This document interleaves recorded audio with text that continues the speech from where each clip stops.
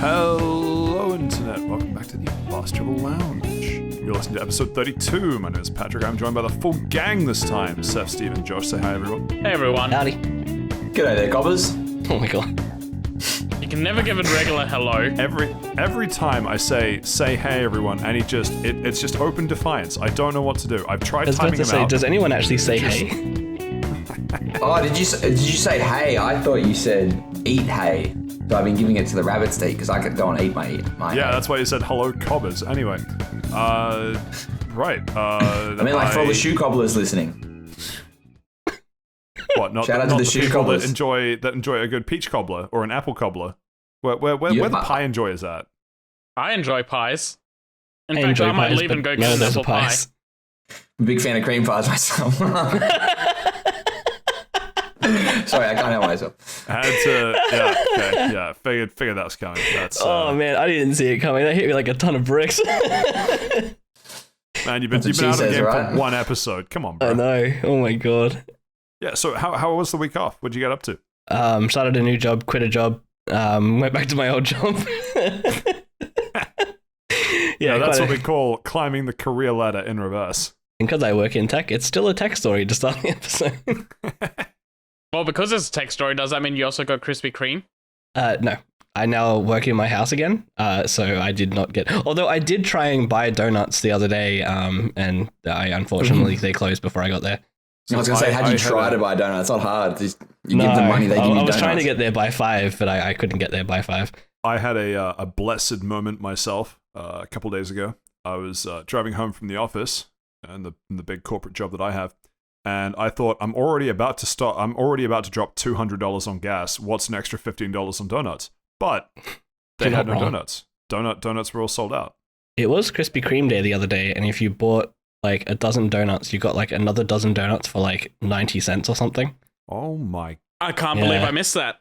Yeah, I can't believe I saw it after. I'm not in Australia. Might have been a New Zealand thing too.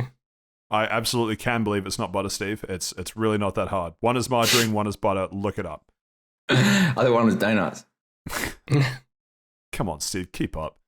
Right. So was it blessed because there were donuts because they were holy? Well, the thing was there were no donuts, but I guess Krispy Kreme was blessed because it means that someone bought them all out. So, you know. Oh, they were literally sold out of donuts. Wow. Yeah, no, I wanted them, and I suspect it was the gang of 20 leather-padded youths riding motorcycles that were loitering out the front of the gas station. When I tried to buy donuts. I suspect they're the ones that took my Krispy Kreme from me, but, you know, power to them. Donut is a donut, so I'm going to have to go elsewhere for my Krispy Kreme fix, but that is okay. I'll inhale a good lungful of copium and move on. All right, you moved the conversation along? I figured I was expecting some dumb retort from one of you. I was trying to think of something to roll off that copium, but I thought I'd just let you stew in it. No, it's hope. You must hope for more donuts next time you go. This is Final Fantasy 13. Get out of here. Right. Well, on the back of that weird comment, Josh, I might as well go straight into Around the Lounge for this week. I will go first. I've done basically nothing but vibe and play Sunbreak. Vibe and play Sunbreak, says the man with like 130 hours in Sunbreak in the last 2 weeks. Actually, that was when I checked like 4 days ago, so I don't know what it's up to now. Yeah, so that's why I say vibe and play Sunbreak. For me, it says 119.6 hours for Patrick's playtime recently. Did it come out more than 2 weeks ago? It'd be pretty much on the cusp, so it's probably starting to drop. We can all go slinging numbers about how many hours I've played in Sunbreak, but the important thing is that's basically all I've done this week. I don't know how you had time to do the vibing. Or work, for that matter. That's literally more hours than you spend in a full-time job. For the record, you've man. done almost 100 hours more than me. Good. You've literally done more in just Sunbreak in the last 2 weeks than I've spent playing all of Rise on PC. Guys, we promised that when we did Fast Travel Lunch, we wouldn't give an intervention to Patrick for playing Monster Hunter too much, alright? That was... Who said it was an intervention? That was like rule 1. Sorry, man, you must be reading from a different docket. I thought rule 1 was to shit on me at every opportunity. Okay, that's like rule... Yeah, okay, so the Monster Hunter thing... That was the founding premise, not so much a rule. I mean, much like the Constitution has amendments, the Monster Hunter thing was an amendment. Shitting on Josh was in the Constitution. Anyway, I've also finally caught up on all of Stranger Things. I have some thoughts. I think, Saif, you have also caught up on Stranger Things, perhaps, yes? I have. I've watched all of Stranger Things now. Cool. Glad that that's your contribution for Around the Lounge. Josh, I'm kidding. I know you've been up to something else. What else have you been up to, Saif? I've also been playing Monster Hunter Sunbreak. Surprise, surprise. Yeah, okay, so that's my thing, so you're going to have to come up with something else. Sorry. Shit. I also played Saints Row 3 in one day. Okay, so awkwardly, that's my thing from like 10 years ago, but I guess I'll let you have it. Just Sweet. Thank you. Yeah. No, you're welcome. You edit the podcast, you get out of your way. I want to give something back, you know? Not money. Yeah, no, it's not in the form of hourly wages. Damn it. Or wages It's the at only all. thing I've been asking for this entire time. Yeah, and the closest I can give you is letting you have Saints Row 3 in one day. Look, if we give you the only thing you're asking for, then you won't have anything to strive for as a favor. No, depending on the wages, I might edit better. I thought You guys happy everything with was the quality? perfect. Yeah. I think it's perfect. I'm going to stay silent on this because I know that if Seth decides to walk, we're fucked, so... no, that's cool. Josh, what have you been up to this week? Honestly, not much. I played a fair bit of Monster Hunter, and then I played what am I now? Like 12 hours of the Final Fantasy VII remake on PS5. So I can talk a little bit about those. Okay, cool. Steve? I've been playing Mass Effect Numero Duo. That's a pretty good game. Numero God, Duo. they do not make games like they Duo used to. even. That's a clash crazy. of languages I really don't want to get into right I now. can't believe it went from Mass Effect 1 to Mass Effect Numero Duo to Mass Effect 3 Revengeance. That's crazy. Patrick, Which one was the one where you got to choose the color of lights? Steven, what are you talking about? The last perfect game just came out in March. Mass Effect Legendary Edition on Oh, Game Stranger of Pass. Paradise. Yeah. It's not Monster Hunter. Yeah, keep telling yourself that, fellas. Yeah, weirdly, right. I'm with Josh for this one. It's not Monster Hunter. He's right. Anyway, that's... Yeah, it's Mass Effect 2, I said. You said Mass Effect Numero Duo. Like, That's true, that we is had what I stress on Numero even. I think the implication I think he there was is trying to it's- think of the word DOS and failed. Isn't that like a programming thing? Is anyone Like else CDOS, think I guess. the Duolingo CDOS bird has a run. gun to Steve's head right now? He's gonna finish. No. He's gonna finish the T-shirt slogan in a second. Give him a moment. You will talk about Spanish Run, on the DOS, podcast, run. or I will find where you live. Duolingo bird holds shotgun. I've never even Yeah. used Duolingo. Who's Fun fact deadlier? about it. Who's deadlier, the Duolingo bird or Tom Nook? Let's all talk at the same time. That's a good one. I reckon the Duolingo bird would kick down any animated mascot's ass. I'm going to be real. Steve, it's fine. Seth will sort it out in post. Oh, great. Like hell, What I is it? will. That's- Not with my current And is it- wages. Rages even. Hey, be careful. said Keep talking wages. like that. That might go negative. What are you talking about? I tip you 100% every time. 100% of zero is still 100%. There we go, big fella. It's a weird I'm day gonna go when you talk to realize my Josh lawyer can do about math. this. I can only do math when it involves a zero because then it's usually a zero. I keep telling you, you Just- can't just- divide just- by zero. Just like walking past a mirror, huh? Relatable. Wow. Look, probably not called for, but I understand. Hey, I said relatable. I'm in the trenches with you, buddy. Anyway, we'll get into some topics for this week. I want to quickly cover our Stranger Things because that seems like weirdly one of the most topical things we could talk about, given that was only recently out. Does anyone else care about spoilers / anyone else seen season 4? Yay or nay? I I haven't will seen it. watch Stranger Things when it is finished, and I can pirate it 2 years later. Yep, I'm with Steven. You can probably pirate it Fair as enough. soon as it's finished. I can, but will I? But I'm busy at then. I know. It's in like, what, 2 years' time? I'm busy. Will's a character in the show. Me. Wow, that is a correct statement, Josh. That's all I know. Isn't he the one with the funky haircut? Like someone put a bowl on his head? It's set in the 80s. Everyone has a funky haircut. But Yeah, yes, you know Will, what, fair Will point. even for the 80s, has a funky haircut. Mike just got a full-on mullet for season 4. It's So, true. what a legend. What is he, an NRL player? He's a In the D&D 80s, player. maybe. Anyway, season 4. So my super broad thoughts on it. I still prefer season 2 in terms of an overall season package, but I really like what they did with the horror elements. The villain, I was mostly on board. There was a twist to the villain backstory, speaking in non-spoilery language, which I, on one hand, was on board for. On the other hand, it kind of took me out of it a little bit, just because they. So here's the thing. It's not a spoiler. I don't think this is a spoiler. It's just a thing that a lot of pieces of media do, where they introduce some big bad. Right? You can picture anything that introduces a big bad. I really hate it when they treat the people that you care about differently to other people. And what I mean by that is that in the first episode, villain shows up and just fucking murders some high school student, and then a few episodes later, they attempt to murder someone that you know and care about in the cast of Stranger Things. But because they're a protagonist, they have plot armor. So instead of taking all of 30 seconds to absolutely mutilate them, they run around for like 5 minutes and then the person escapes. And it's like, come on, what are you doing? You know what I mean? I personally am a big fan of the speech, like when they just given like a 10-minute speech on just why sit they're there bad. monologuing. Oh, don't worry, Yeah. that happens Yeah. too. Literally sideshow bobbing.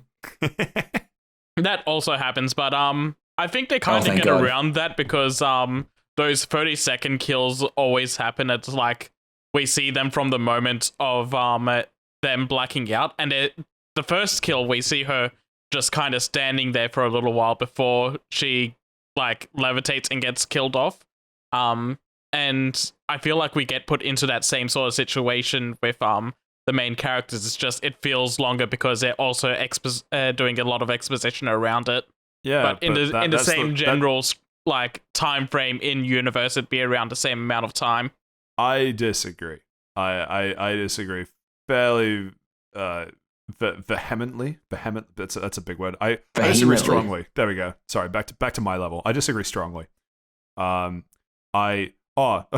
So even if I grant you that point, which I don't, but even if I do, There's the other character later.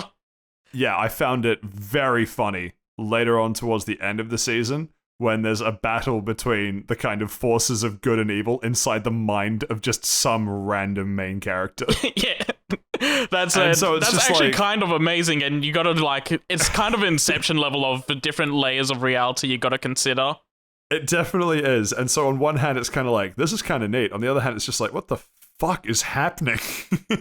Yeah, I Just won't kill lie. them and get it over with. Oh my god. I won't lie. It did take me a good couple of seconds to realize. Oh wait, there's like layers of this, and Yeah. and like Like an ogre, it has layers. like an Exactly. onion even. Exactly. Yeah. But much like Shrek 2, Stranger Things 2 was much better than Stranger Things 4/Shrek 4. I don't I will think die I'd on this go hill. and say it's much better. They'd be about comparable to me. I think season 2 you could give the edge to for the length of the episodes. Season 4 you've just got to sit down and go through the grind. Yeah. But I I don't quite think I like you saying that like you have to go through the grind of a TV show seems like weird. It does, yeah. I just wouldn't watch it. Yeah, It's not even I a TV don't. show at this point. It was like 9 movies. well, if you True. split that up Sounds like into half, it's the last 20 episode episodes. was like 2.5 hours. Jesus It's Christ! longer than any movie that I will watch. It's 9 episodes and 13 hours total. Bro, what the heck? They've also come out and said that the next season they're going to try and aim for 10 hours instead of 13 hours. There's 13 hours you could have been spending hunting Valstrax, man. It's 10 hours that I did spend hunting Valstrax because I have ADHD and cannot just sit there and watch Netflix. I have to be doing something else on the other screen. Understandable. Really? Strange. Yeah, no, I The things. Strange, that's a thing, yeah.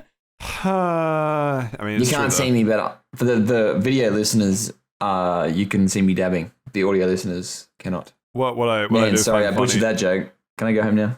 No. You are home. You're recording Rats. in your house. what, with the what, blue I, In your cheese. house. what I did find funny. I record um, from a big bed with my wife. I also record from a big bed from your life. Yeah, Steve Baby for that. I was same wavelength, buddy. Same wavelength. One thing that I do find I did find funny though is that in universe it only takes place 6 months after season 3, where let's just say when it's 6 months in universe time, but about 3 years of like real world time, the characters when they're cast at the age of like 15-ish change quite a lot in 3 years. Yeah. they go through quite a change. We talked about this last week as well, and I was We like, did. I was don't like, wanna rehash Will too much changed of the it. most because he got like a really deep voice. Yeah. It has some ups, it has some downs. It's probably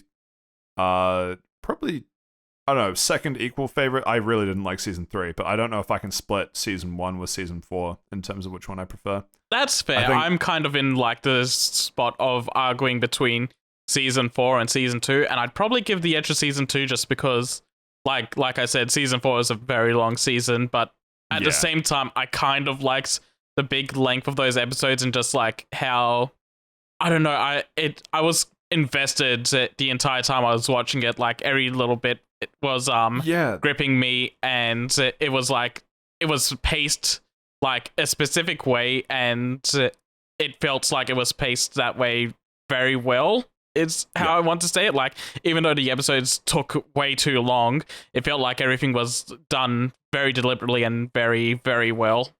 That's a really good point, because even though they were very long episodes relative to other even episodes in the same show, they didn't Even movies. feel they didn't feel unnecessarily like, it always felt like something was happening, even though I, for the most part, still wasn't really on board with the Joyce Murray Hopper adventures in Russia. Still not. I kind of liked those. I liked thought how- every I liked character how- in that was very enjoyable. I mean, Murray was like, I love Murray. Murray's great, but it was a bit of a momentum killer until right towards the end when they figured out how it tied back in with what was happening with the other protagonists.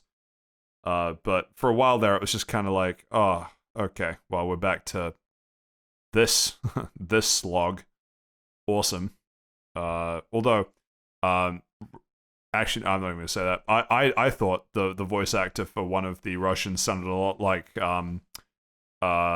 one of the voices for a Dota 2 character, but I realized that's probably not a reference that anyone else would get. Sniper. Anyway, yeah, that's all I really want to say about season 4. I enjoyed it overall. I'm excited for the final season. It was better than season 3. I still don't know if it's better than season 2. That's all I have to say. Seth, final words. I very much enjoyed the musical reference they did for the second part of season 4, and I cannot wait to hear Josh bitch about it whenever he gets around to watching. Oh, I know what it thing. is, and it's the most overrated band of all time. There we go. There's the Josh take I was here There's the for. Josh take. Yeah. It is so overrated. Now that we have the serotonin hit, we can move on. We didn't do the which album of the week. We No, actually skipped will it. roll straight into, actually, Steve, as I had already pre-planned, so fuck you. Josh, album of the week. Well, I can tell you it's not a Metallica album. God, I hate you so much. Nah, they're just so like insanely overrated to me. I know a lot of people love them. I might do a Metallica album actually at some point. But so this one is Arctic Monkeys AM. Have you guys heard it? Of course. I'm going to be real who with you. hasn't The heard it? only thing I know about Arctic Monkeys is that you like them. That's it. Really? You're shitting me right now. You can't just like. I probably Alright, heard whatever, their just keep going. songs. I probably heard their songs before, but I don't know them. I don't know them by name. I would I'd be probably mega recognize impressed it if you if I heard somehow their avoided song. all of their music. Yeah, it's one of those things where I've probably heard one of their songs, but I do not know them by name. I've Wild. listened to AM probably once or twice a few years ago. I think that's Do I Want to Know, isn't it? As the first Yep. track. Yeah, Yeah. that's still the standout for me. There was one other, I don't remember, I don't have the track list in front of me, but there was one other on that list, somewhere around track 5-ish. That was like We're a around good track follow-up. 5. About. I don't remember if it was exactly track 5 I'm or trying not, to think but what the singles would have been for that. Do I Want to Know is still the main the major So Do I Want to standout. Know That is was- first, and then yeah. Are You Mine was second, which are probably the two really bangers. And then Maybe number it was Are You 9. Mine. Number 9 was Why Do You Only Call Me When You're High, which is Oh, also that was it. Yeah, Yeah, why- there you go. I was. Yeah, I thought it would be that Yeah. one. Yeah, I figured it would be that one as well, but it was a Yep. little bit later. Yeah, no, you're right. Yeah, track 9, so track 5. Anyway, yeah, so I've listened through the album, but those, yeah, you basically nailed the 3 standouts that I remember from that album. They're pretty much the 3 standouts for 90% of people, yeah. Thoughts, Stephen? I really You like seem the to like album. Yeah, no, I like the album. It was one of those albums that like when did it come out? Like 2013, 2014? 2013, yeah. Yeah, it was like I was Yeah.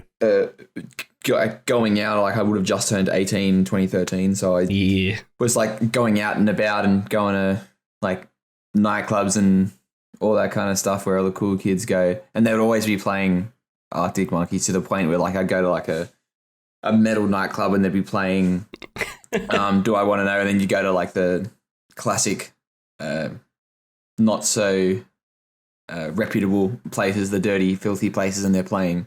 Usually it's like an R&B mix of it, but they'd still be playing it. But the album as a whole is really good. I do really enjoy it. No, it's honestly like full of bangers just from the start to finish, but there are obviously standouts. So yeah. I think it's excellent. I've just been listening to them a lot recently, and I couldn't think of a better album to do. So, some fun facts I found for it. BBC named it the best album of 2013, like pretty much straight off the bat. It takes from like a quote from the guys that actually made the album. They take a variety of genres Arctic from Monkey himself. Mr. Arctic Monkey himself. It's Mr. Monkey to you. Return to Monk. Dr. Professor Arctic Monkey. Isn't this the monkey from that Halo Infinite trailer? The monkey from Futurama where it wears the hat. Oh yeah, The it's monkey gone. from Chris's closet where it points and grimaces. The evil monkey. It's Diddy Kong. Did he go? Nice. So they said that they drew from a variety of genres, which include psychedelic rock, blues rock, hard rock, heavy metal, desert rock, R&B, soul, and they said that it was their first venture into hip hop, which is like a hell of a list of genres for an influence on an album. I wouldn't call it hip hop, but there's one particular song that's a bit hip hoppy. The rest of it is not so much. yeah. They so while they were recording it, the drummer like broke his hand by punching a wall while drunk, and they had to have another drummer do it. Specifically Elvis Costello. From Elvis, they replaced Elvis Costello with Pete Thomas. Oh, sorry, no. Helders was the guy. I don't know. I'm reading this all Are you wrong having anyway. a stroke? I am having a stroke. I'm trying to read and then prepare the next fact, and I'm messing it up. Doesn't matter. They break his hand. They replace the drummer while they were recording it. So whose The hand was enemy. it? Whose hand was it? Someone called Helders. I don't know the guy's first name. I don't know the band's, like people in the band's names. It was replaced by Elvis Costello's drummer, Pete Thomas. There you go. Enemy named it the best album of the decade, and a month after its release, put it at 449 on their top 500 greatest albums of all time. Rolling Stones put it at 346 in their 2020 list of 500 greatest albums. When they first started as a band, they were spreading a whole bunch of different names around why they were called Arctic Monkeys, and the whole reason was just that one guy was like, "That's a cool name. I want to be in a band with that name," which is like wild to me. That's great. I love that. Yeah, I imagine just being like, "Oh yeah, it's this reason," and someone says it. No, I heard it was this reason from the guy from the band, and they'll just make up a different reason every time. Does That'd be anyone tough. else Same thing, like- have a friend that's just like, oh, that'd be a great name for a band. Just like every time they hear like a funny word combo. Not off the top of my head. Not really. I had a couple of guys that just started to put out names for a podcast. That's pretty funny. And we still ended up with this. I think we had a few others, but they were all taken. We Googled so many names. So many.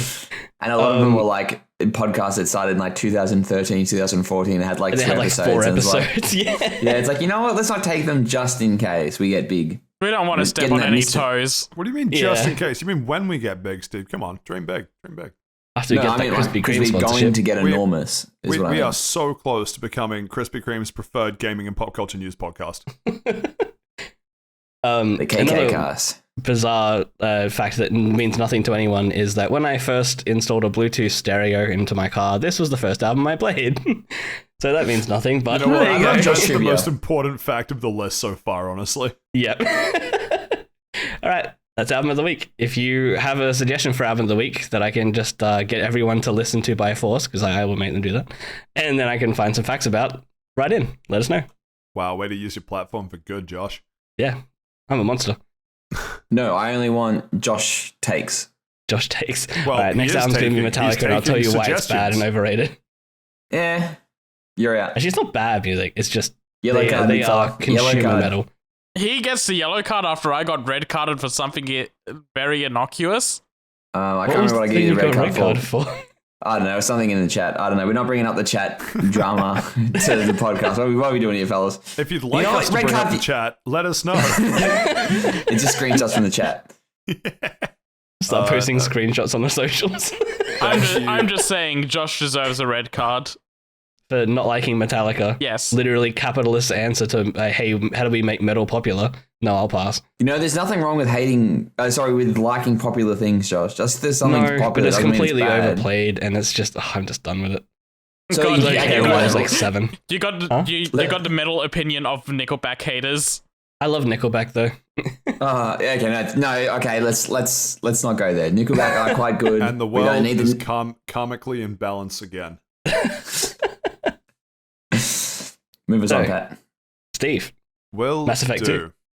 Well, okay, you know what? Just to spite Josh, no, Steve is not going to talk about Mass Effect 2. Fuck you.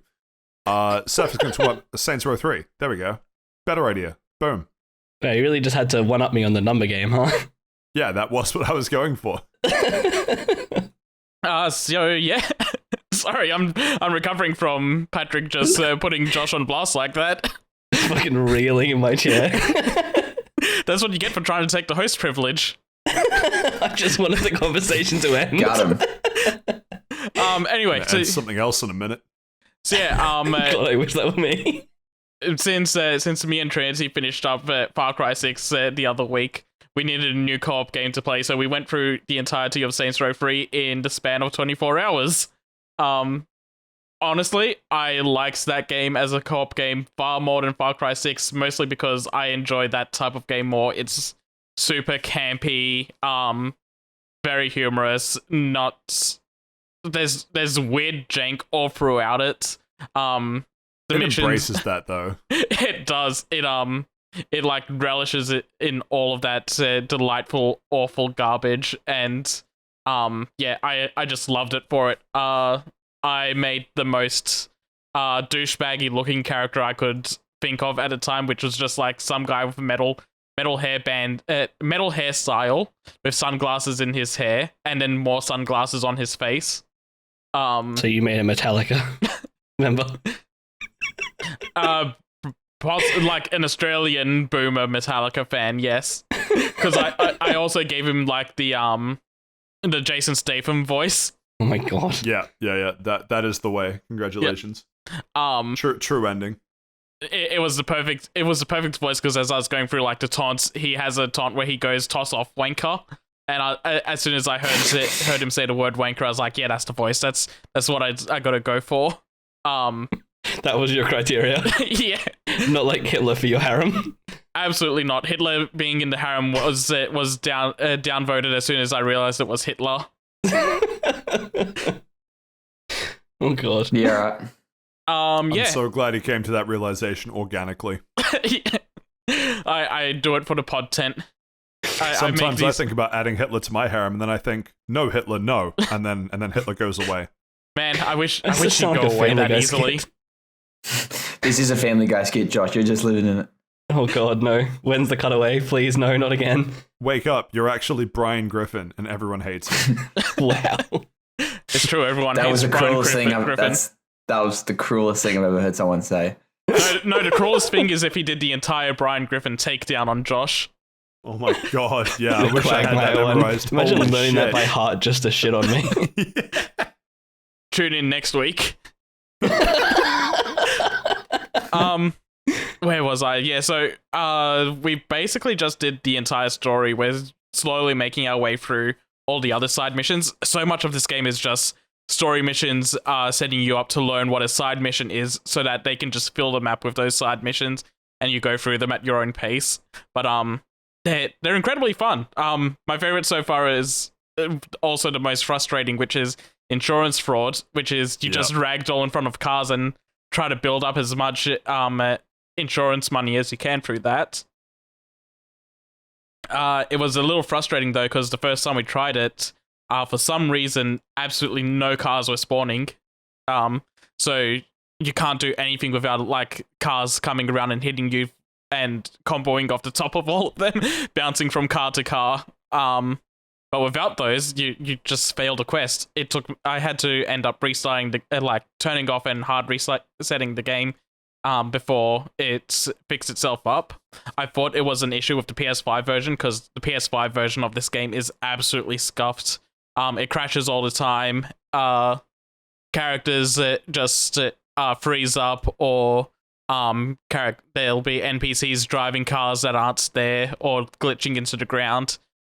really should not have released in the state that it's come out in, especially because there's a mission where it will actually just completely crash the game as soon as it hits a specific dialogue point. I think it was called Air Steelport, the mission. It's one of Kinsey's missions near the end of the game. And during the phone call with her, once your character says, call Viola to give it a location, that just crashes the game. It happened consistently every single time, and it's a known issue that hasn't been fixed. So that was like the one big bummer and disappointing part about it. The PS5 version, besides that, actually runs really well. It runs at a good frame rate. It looks nice. And it has good inputs. What's the word I'm looking for? Input delay, I guess. Like, it's not as delayed. Crisp inputs. Yeah, that's the one. I was going to say input delay doesn't seem like the word you're looking for there, big fella. Like, yeah, it doesn't have input delay because the PS4 version, I was going back to that version, and it takes like a half a second to register your inputs whenever you're doing anything, and that going back to that after playing the PS5 version was really rough. Are you listening? Still thinking about Arctic Monkeys. From my understanding, there's like a definitive, and I'm using air quotes that nobody can see, like a definitive edition of Saints Row 3, and it was probably released a couple of years after it. Are you playing that version? Yeah, I guess, or does that version not exist? I guess it's the definitive version because I think the definitive version has just become the version that they've listed on everything. Yeah, because I remember playing Saints Row 3 probably back in 2015 on my old gaming laptop, and literally like every 10 minutes it would crash, and apparently it was just like a very common problem. So yeah, it's good to hear that you're having a good time because I nearly tossed my laptop off the window. I was very angry. Yeah, no, but that's okay. The biggest as long as problem you're having fun, right? Yeah, exactly. That's all that matters. My fun and my income from editing the podcast. Sorry, I shouldn't laugh at that. I'm so sorry. No, please continue. I wasn't laughing at that, trust me. Yeah, if you need me to shut out the GoFundMe, just let me know. I guess a last big talking point I want to hit is like just how good the music choices in this game are. Like the entire final mission is set to holding out for a hero. As soon as you get to like version, the big sad. Yeah, is it the Shrek version? It's not the Shrek version. It can't be. Garbage game, 0 out of 10. Lucky, I think it crashing on me was actually a good thing now. But then on top of that, after you finish like the big final climactic battle, you get sent into a mission where it's set up like you're on the surface of Mars chasing down Killbane, the last major villain that escaped you, and it's just revealed that it was all a bad sci-fi movie skit you were doing, and right at the end you fuck up your take. See, I remember Saints Row. I remember the third Saints Row being the strongest in terms of the opening because mission 1, if I remember, because it has been a while, but the first mission that you ever do is you roll up to a bank with Johnny Gat, and he pulls out a bag full of Johnny Gat masks. Yeah. And the line, if I vaguely remember, is, "You're robbing a bank, dress as yourself," and he answers, "Hey, who the fuck doesn't want to be Johnny Gat?" Yeah, that is exactly how that starts out. And then the second mission is you parachuting onto the roof of the skyscraper that you take over to the sound of Kanye West's Power. Yep. That is God, what a strong 1-2 punch. Jesus. Yeah, it's not the second mission, it's like the fourth, I think, but okay. It's like rapid fire very quickly. You get that penthouse very quickly as well. It's just rapid fire, strong intro. It hooks you in very well.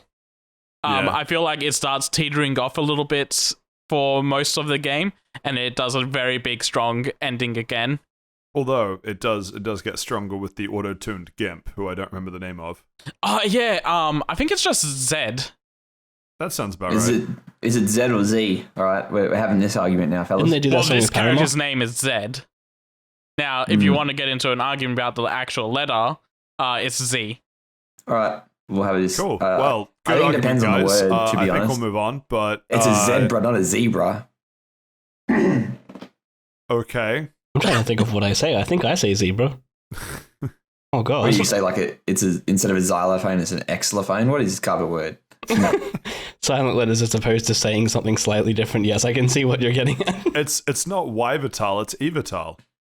Does that make you feel good, Patrick? That's okay. You know what? Fuck it. Seth, just what would you give it out of 10? Just Yvital. Shiny Yvital looks like bacon. Probably a very strong 8 out of 10. All these years later, it still holds up very well. It's still an incredibly fun game. Would you say you enjoyed it more because you played it co-op? I don't think the... Don't answer this. It's a trap, because if you say no, then Trinity's going to be upset. But if you say yes, then like the boys will be upset. It's a shit game. Shouldn't have played it. No, I think the game's still incredibly strong single player as well. I'd say and a lot of the missions amp up when there's co-op, like the bringing up the insurance fraud missions again. They're point total that they want you to hit doubles if you're doing it in co-op. So it's still worthwhile to do that, and it's incredibly fun co-op, but I think it's also incredibly fun single player. I don't think it matters which way you play it. I think it's a real shame that in Saints Row 4. So Saints Row 3 to me is the pinnacle, because Saints Row 3 was Saints Row initially was described to me as it's GTA but with all the cheats turned on all the time. And I haven't played Saints Row 1 or 2, admittedly, but Saints Row 3 was the pinnacle in terms of how I heard other people experience it, because it was right at the peak where it's like you were basically playing it as if you had the infinite money glitch, even though you didn't, right? But all of the cheats were on. You had a whole bunch of different houses to go to. The co-op was really fun. And then 4 just became somehow even more of a piss take than 3 did, because of how overpowered the superpowers were. Like, it got to the point, because I quite enjoyed the car customization that was available. I took pride in taking one of every car and sort of turning it into kind of my branding, and then having that as a car that I could drive around in. Oh, so you went your own branding, because I took the roleplay version and just made them all Saints inspired. So it also helps that I like the color purple. So yeah, I just that was the branding. Okay. Purple and white. Yeah, purple, white, and gold. Branding. Yeah. That basically, but the problem is I really enjoyed the mechanic of just having cars, like, because I enjoyed that with GTA as well, like collecting cars, going to the garage, all that stuff. But in Saints Row 4, once you unlocked super speed, it became so much slower to drive places than it was to just run like the Flash, that it was a shame, because it was like it was a weird incentive structure through Saints Row 4, plus the fact that Saints Row 3 took place in what could somewhat be construed as present day really helped that as well. But I guess what I'm getting to is I'm really interested to see how they approach Saints Row this year when that eventually releases, because I want to relive the peak that was Saints Row 3, but I don't want it to devolve into Saints Row 4. Yeah, I'll get back on Saints Row 4 a little later, because I do plan on playing that soon. I'll probably start on that this weekend. But from everything I've seen from the reboot, it looks like it's going to be going more leaning towards what 3 is, and yeah, that's what I'm hoping for. I am kind of excited to try out the superpowers in 4, because I think it'll just be different, and they're really fun for like an hour. They are so much fun for an hour, and then after that hour, you realize you're at the limit. That is everything that you can do. You have everything at your fingertips, but the game continues. Okay. So you just get to this weird state of, like, you're almost like Saitama at that point, right? Like, you're so powerful that ooh, a One Punch Man reference, love it. Yeah, there we go. Yeah. Speaking of One Punch Man, absolutely killer chapter came out today. Anime should be banned. We're moving on. Wow. Anyway, thank you for that, Seth. Josh, where do you think we should go next? To anime. Well, you know what? I'm not the host or the editor, so I don't have any power or decision. I'm learning. You are learning. That's so much character growth. That's crazy. That's almost like a manga chapter that came out. Anyway, we're going to talk about Mass Effect 2. Or Mass Effect 2 Numero Uno, if you will. No, it's just called Mass Effect 2, big fella. Too late, I'm tagged as Mass Effect Numero Dos. Well, I don't do the editing, not my problem. All right, so this is just to make sure everybody's on the same page, singing from the same songbook. This is Mass Effect 2 as it appears in the Mass Effect Legendary Edition. All right. I didn't put the 360 game into my Xbox. I downloaded the Legendary Edition from Game Pass. I was about to say from Game Pass based. Very good. I'm not. Well, you pay money for games anymore. Everything comes to Game Pass eventually, or the PlayStation equivalent. But anyway, so Mass Effect 2 picks up.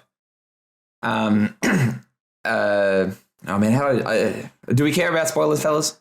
It's a very old game. No. Yeah, that game's even older than Saints Row 3, which is weird to think about. Well, I do want to play it at some point, but I don't really care about spoilers. Oh, well, yeah, half the game, the real games are friends make along the way. Okay, I thought it was Mass friends Effect you was fucked along the seducing way. Gareth. unironically true. Yeah, that is very. Yeah, so essentially, it picks up at about like 6 months after Mass Effect 1.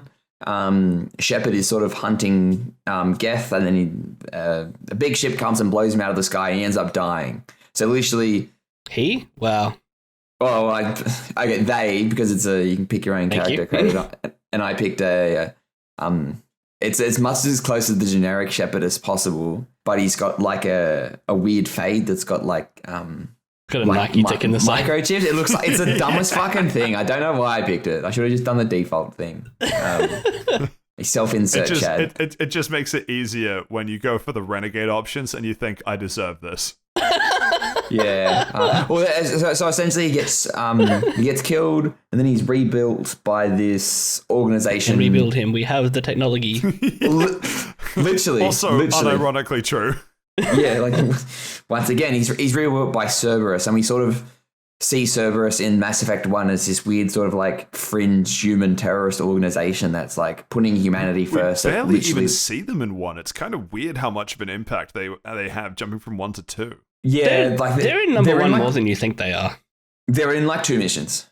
Yeah, but they're kind of just, they're mentioned a lot semi-constantly. They're just never really there.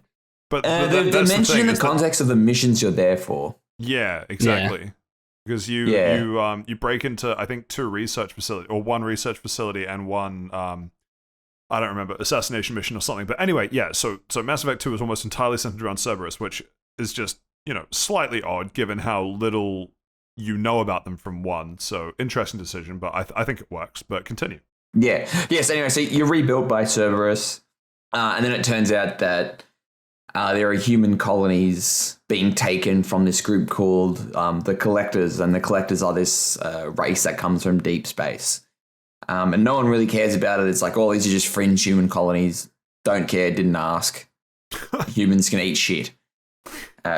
So then you've sort of got you've got to pretty much get together a ragtag bunch of individuals using the unlimited resources of Cerberus, because apparently they have like literally the money to rebuild a person that was like killed to the point like his body fell from like outer space down to a planet, and they've rebuilt him within 2 years. They've rebuilt a state-of-the-art ship and made it even better. So what you're telling me is Elon Musk prior to trying to buy Twitter. Yes. Very good. Yeah, so, and essentially the game sort of takes place from there, and you've literally got to go out and find some old crewmates that you've met before and recruit them to join your suicide mission. You go out and recruit other crewmates to join your mission as well, and they're usually like the best at what they do. There's like an assassin, there's literally an Asari, one of the aliens. It's like a psychic. I'm gonna go nuts. But she's like one of the really powerful biotics. It's like a warrior monks type of thing. It's really good seeing all the different individual characters. I think there's like 11 or 12 of them, and I'm not going to go into. Oh, that's a lot more than number 1. Yeah, so number 1's got 6, and number 2 has like 12.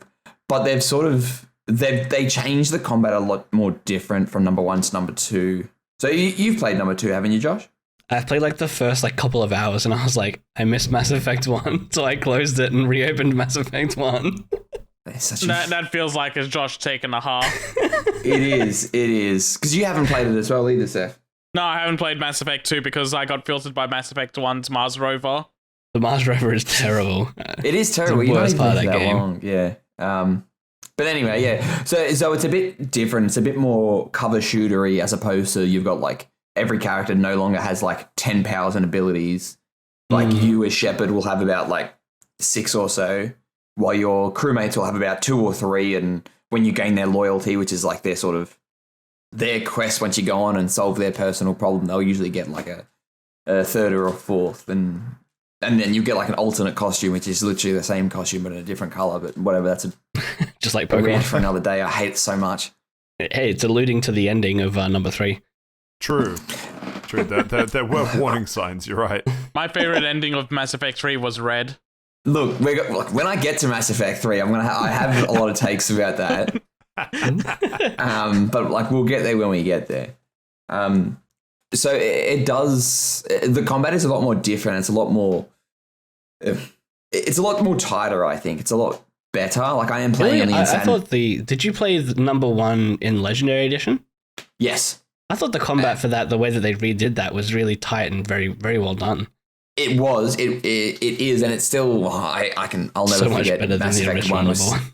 Yeah, the original number 1 is fucking dog shit. Like the combat is the worst horrible. part of that game. I mean, it would have been fine when it released, but then not like it would have been dated Yeah. like the year after. Yeah. Yeah, I think I picked it up at like 2 years after it released, and I'm like, this is fucking shit.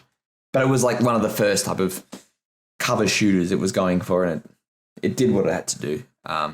Mass Effect 1 walked, so Mass Effect 2 and 3 could run, right? But the changes they did do to Mass Effect 1 were good. I talked about that last week, Josh. You weren't here. Yeah, no, But- all good. I just wanted to make sure that you were Yeah. comparing it to the combat of Legendary Edition. Yeah, I think number 2, like combat is a lot tighter because you've got like a smaller selection of powers. Like there's no need to sort of get like overwhelmed with the choice. Like you've got certain characters that are billion powers better on the against wheel. synthetics, certain characters that are good against human characters, or certain characters that are good against like shields or barriers, or have like different types of ammo that literally shoots fire. A weird type of thing they did retcon though. So in Mass Effect 1, all of the weapons like overheat. Like there's no ammo or anything. Like you shoot a weapon a couple times, or depending on the type of weapon, once or a million times, and then it will overheat, or you stop shooting just before it overheats and it cools down. For whatever reason, and it's not really explained, there's sort of like a codex article about it, and you read it and it does make sense. But they've changed it. Everything now uses thermal clips, which are universal sort of like heat sink that like work like ammo. So for example, an assault rifle, you get like 18 shots and you've got to like reload a thermal heat pack. So in the 2 years that between Mass Effect 1 and Mass Effect 2, Literally go backwards. they're literally going backwards. Like, Yeah, I think that was one of the things that threw me off on number 2. I was like, Yeah, why have like- they done this? yeah, like I could understand if you went straight from 1 to 2, you'd be like, oh, this is a bit different. And it plays very different and it can be a bit overwhelming, but it's just weird and they don't really explain it in a good way. Not to mention, you no longer have to swap armor suits for yourself or squad mates. Yeah, there's no longer any armor. Well, there is armor that Shepard can wear, and that is only changed in like the captain's quarters, which there's no need to go there unless you need to feed the fish, but all the fish are dead because you got to feed them after every mission. I hate True. that so much. Yeah, God and damn. like the armor doesn't really change that much. Like instead of having like it might give you like 5% more to health. Dragon Age armor, though. Yeah, the Dragon Age armor looks sick. And you can even get like collector armor, so you've literally like dressed up as the bad guys. Oh, that's pretty sick. So you've Dragon got like Age set armor, pieces. what is it based on? The Blood Dragon armor from like it's one of the DLCs from Dragon Age Origins, and for some Yeah, reason, no, they that's just sick. Okay, cool. yeah, cool. it I'm does down. look sick, but like it doesn't suit the theme. Like you're in like medieval plate mail. Yeah, no, it looks very out of place. Yeah, like you wear it once and you're like, okay, It this is looks cool. like- So you are humanity's shining hope, right? The person that died and came back to life 2 years later, and you look like you're just constantly cosplaying. Honestly, exactly how I'd like to play my RPGs. Dress for the job you want, not the job you have, right? True. Do you guys not cosplay as the main character when you're playing an RPG? I am the main character in my life, so it doesn't matter. As long as you're a self-insert of me. Yeah, If you really good- think about good it, it's tip. real life Good is an tip. RPG. Oh, we're not getting into this. Well, I'm really playing the role of myself, right? But when I go Playing into it work, I'm playing a badly. different role. That's work, Stephen. So what you're I telling me mean, is there's DJ Color was right. We did play ourselves. another one. Anyone else want to kick Josh off the podcast? Just like, just No, say that's the what he word, wants. really. Literally since No, that was funny. That was funny. They don't want you to win. It was niche. Yeah, so yeah, there's no real armor, there's no real upgrading of equipment. Like you do get different guns, but there's no like sort of stats attributed to the guns or anything. It's like this gun might be a burst fire, or might have a smaller ammo clip but higher damage potential, or might have a scope or might not have a scope. And you sort of get to a stage, because I'm probably about like 80% of the way through the game. I've just got a couple more loyalty missions and what's the last like kind of story-ish thing that you did? DLC kind of story, because I just did the DLC where you crash that meteor into the Mass Effect relay Sick. and kill like 300. You did that and you're 80% through. Well, that's what I did at like towards the end of the podcast. Oh no! So not towards the end of the game. Because that DLC, that's the Arrival DLC. That's literally bridging Mass Effect 2 and Mass Effect 3. Yeah, it is. Yeah, and it's because I've played it before. And I was like, oh yeah, cool. Like this is probably a good time to go. I've only got like a couple more loyalty missions, and then I've got to pick up Legion. And you decided to do the Arrival DLC. Yeah. Well, when are you supposed to do it? Like after you finish everything. It's the Yeah. last thing. Don't you do on usually your leave save. DLC until after you finish the game? Well, no, no, so no, you go back. With Mass Effect 2, because they introduce Zaid, who you literally bump into while doing the regular story, like you can't avoid it, and they also introduce not Kasumi. Kasumi, thank you. Yeah. Who you can do basically at the same time as Zaid. And the earlier you do Kasumi, the better, because her part of her DLC is giving you an SMG, which is, I think, statistically the best SMG in the game. I think so anyway, the Locust SMG. It's not. I literally did that. I just did that DLC this afternoon. I do not care for that. But I've got the Medoc sight rifle, and that's all I need. Pew, pew, pew. Okay. I agree. Yeah, Based. fine. Mattock Assault Rifle is excellent, but in terms of a lightweight wanting to work with powers / non-soldier capability, Locust has crazy accuracy for an SMG and okay damage if you go for headshots. But why would I do that when I can just use an assault rifle and or sniper rifle and that's it? Because it's heavier, and then you can't spam things as much. Come on, Josh, get with the program. Well, no, so because I went for the Vanguard class, so I didn't have access. So you have like a heavy pistol, SMG, and a shotgun. That was the other thing that really bugged me about Mass Effect 2. It was like, hey, now you can pick a class and limit your weapon types, and I was like, why do I want to do that? Like, because you get like why better is powers. that a thing? Yeah, because you get better powers way that better balance powers. it. Like Yeah. But I just didn't care. I played Mass Effect 1 like it was an FPS. Well, that's the problem. Nah. Is that no. So that is exactly the problem, right? So from an efficiency standpoint, that is the best way to play Mass Effect 1. It is to play it as an FPS. You pick Soldier and you just play it as an FPS. The problem is the game tries to sell you on all of the RPG elements of either leaning into like tech powers or leaning into biotic powers. But it's such a different playstyle in Mass Effect 1 that you actively work against yourself if you choose to play that way.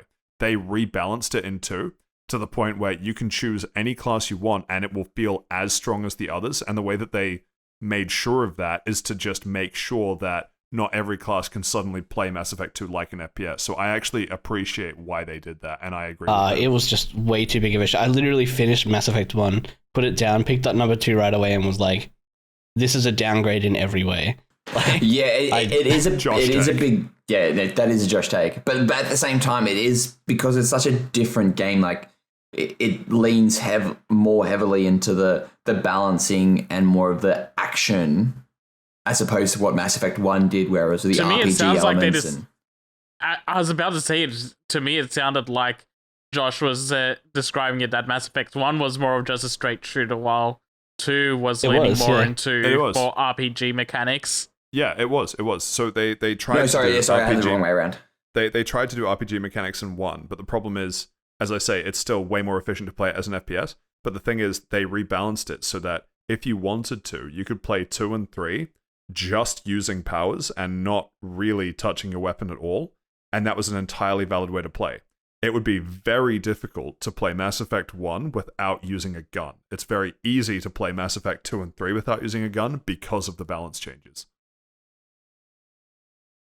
So it was too big a dramatic shift. I think if I picked it up now that it's been a year since I played it, since I played number one, I'd probably enjoy it more. It is a very dramatic shift, and it is very different. And even me, like, I literally finished Mass Effect 1, probably waited like 8 hours, went to bed, woke up, played Mass Effect 2, and I was like, I completely forgot how different it was.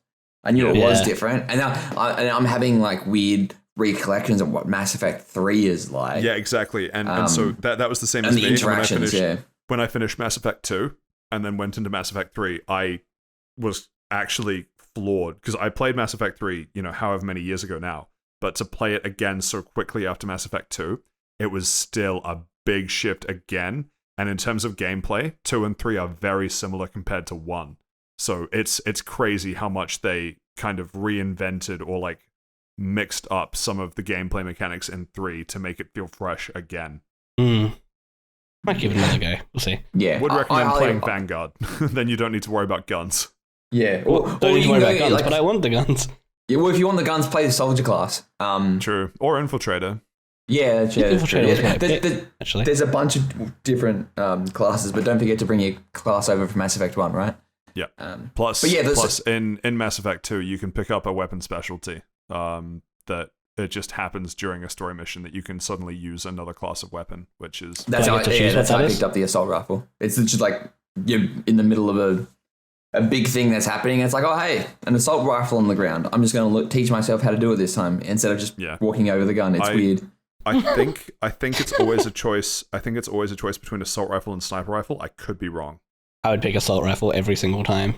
Well, yeah, because then you get the Mattock, and Mattock is based. Yes, yeah, but at the same time, so I'm playing on the insanity difficulty, and as Vanguard. Yeah, that's rough.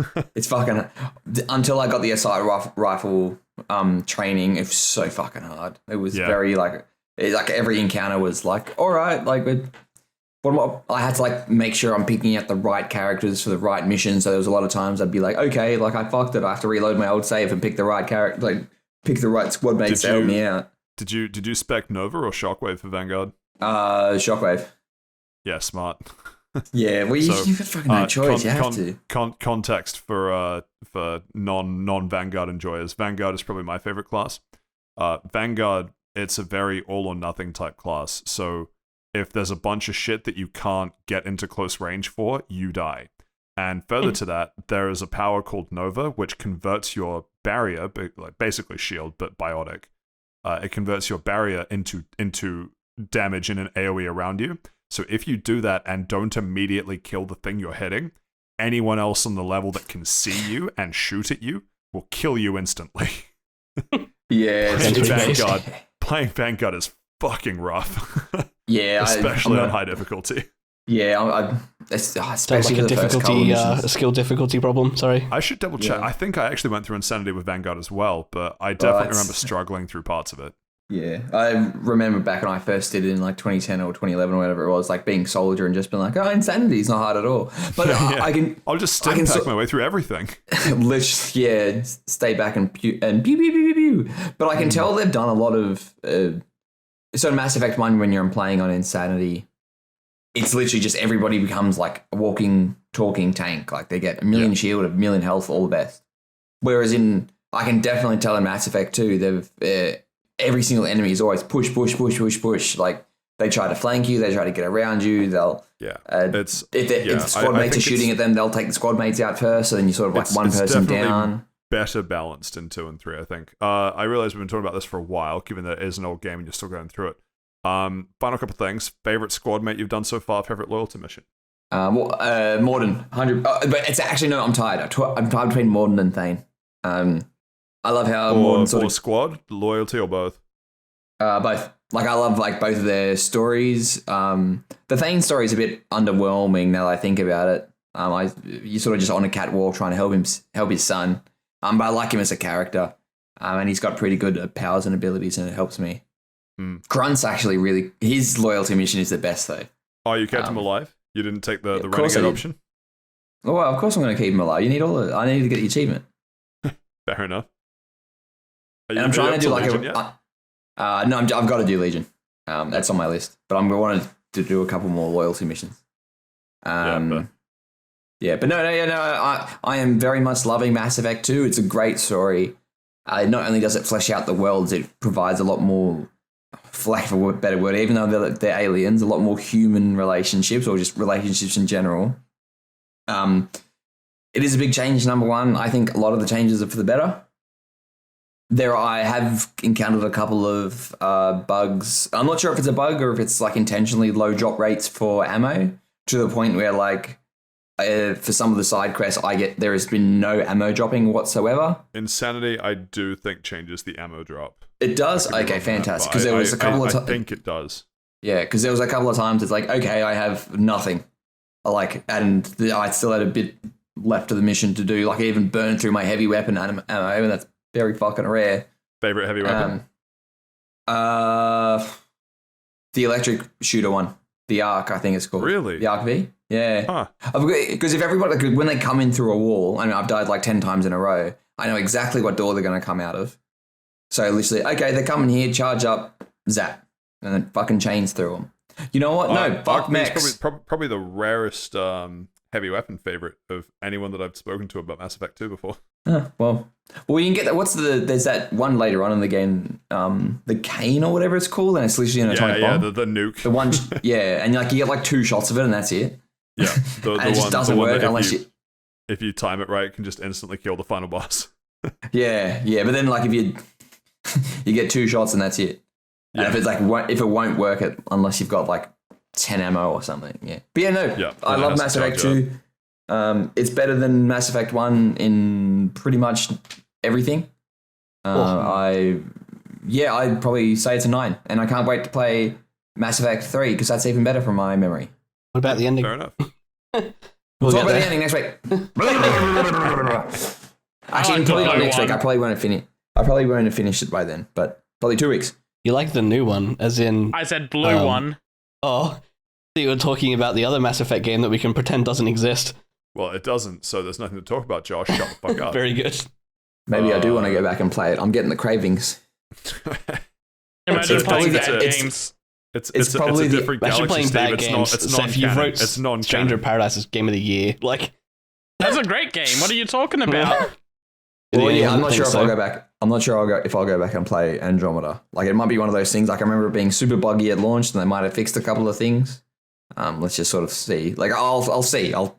Because my brain is I'm built different. Some might say the second I start a game, I have to finish it. So let's just leave that there. Implying Andromeda's a game. Anyway, that's fine. Thank you for It's a galaxy, you're right. Steve. It is. It's true. It is a galaxy. James Webb $10 billion Space Telescope has been yeah. Studying it. Cool. Thank you for that, Steve. Looking forward to you finishing it and talking about Mass Effect 3. Some good discussions on the ending. I think we hit... maybe we do Final Fantasy 7 now, and then Sunbreak at the end, because there'll be more of us talking about that. And I actually don't think it'll go for that long. Josh, Final Fantasy 7. Yeah, so I started playing this mostly because people had been shitting on me for not playing it. To be fair, we've been shitting on you for not playing the original. Yeah, come on, man. God, that was so in sync. That was wild. And then Josh and I were so in sync. Oh, this is gone. Wow, okay. This is... Jinx, you owe me a Coke. Under a roof. Yeah, we're all under a roof, actually. No. Fuck. Says you. No, a mutual friend of ours was shitting on me for not playing the game despite buying it. So I bought Final Fantasy VII Remake and I bought Final Fantasy X at the same time on the PS5. And then I proceeded to play an hour of this, like Final Fantasy VII Remake, and then played all of Final Fantasy X and was like, wow, that's such a good game. Even though I'd already played it. So yeah, he's been shitting on me for not playing it. So I was like, okay, I'll boot it up. I'll give it a go. Played a bunch more of it. I think I'm like 10, 12 hours in. Seth might be able to tell me, but I think I'm probably nearing the halfway point, maybe a bit over a third. I think it depends on how much secondary missions and stuff you're doing, doesn't it? He's on Wall Market at the moment in Chapter 9. He's about halfway through Wall Market. So once you finish this chapter, I'd say that's probably roughly the halfway point. Yeah, which I don't think there's long for this chapter left, to be honest. So. Oh no, this chapter's a long one. You still got quite a bit left. You're only Fun. you're only like halfway through the chapter, maybe.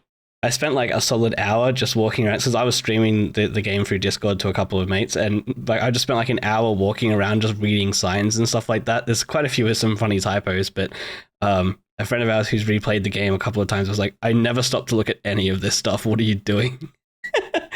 Pretty funny. But yeah, I think the game as a whole, it's not turn-based, which to me is just, I know that's probably controversial, but I prefer turn-based Final Fantasy games. I think they're just way more fun and more relaxing. I mean, it's not a controversial take. It's not super controversial, but like there are people that are like, no, this is the direction Final Fantasy should be taking. Why would they make a turn-based game in 2021, right? Or 2022?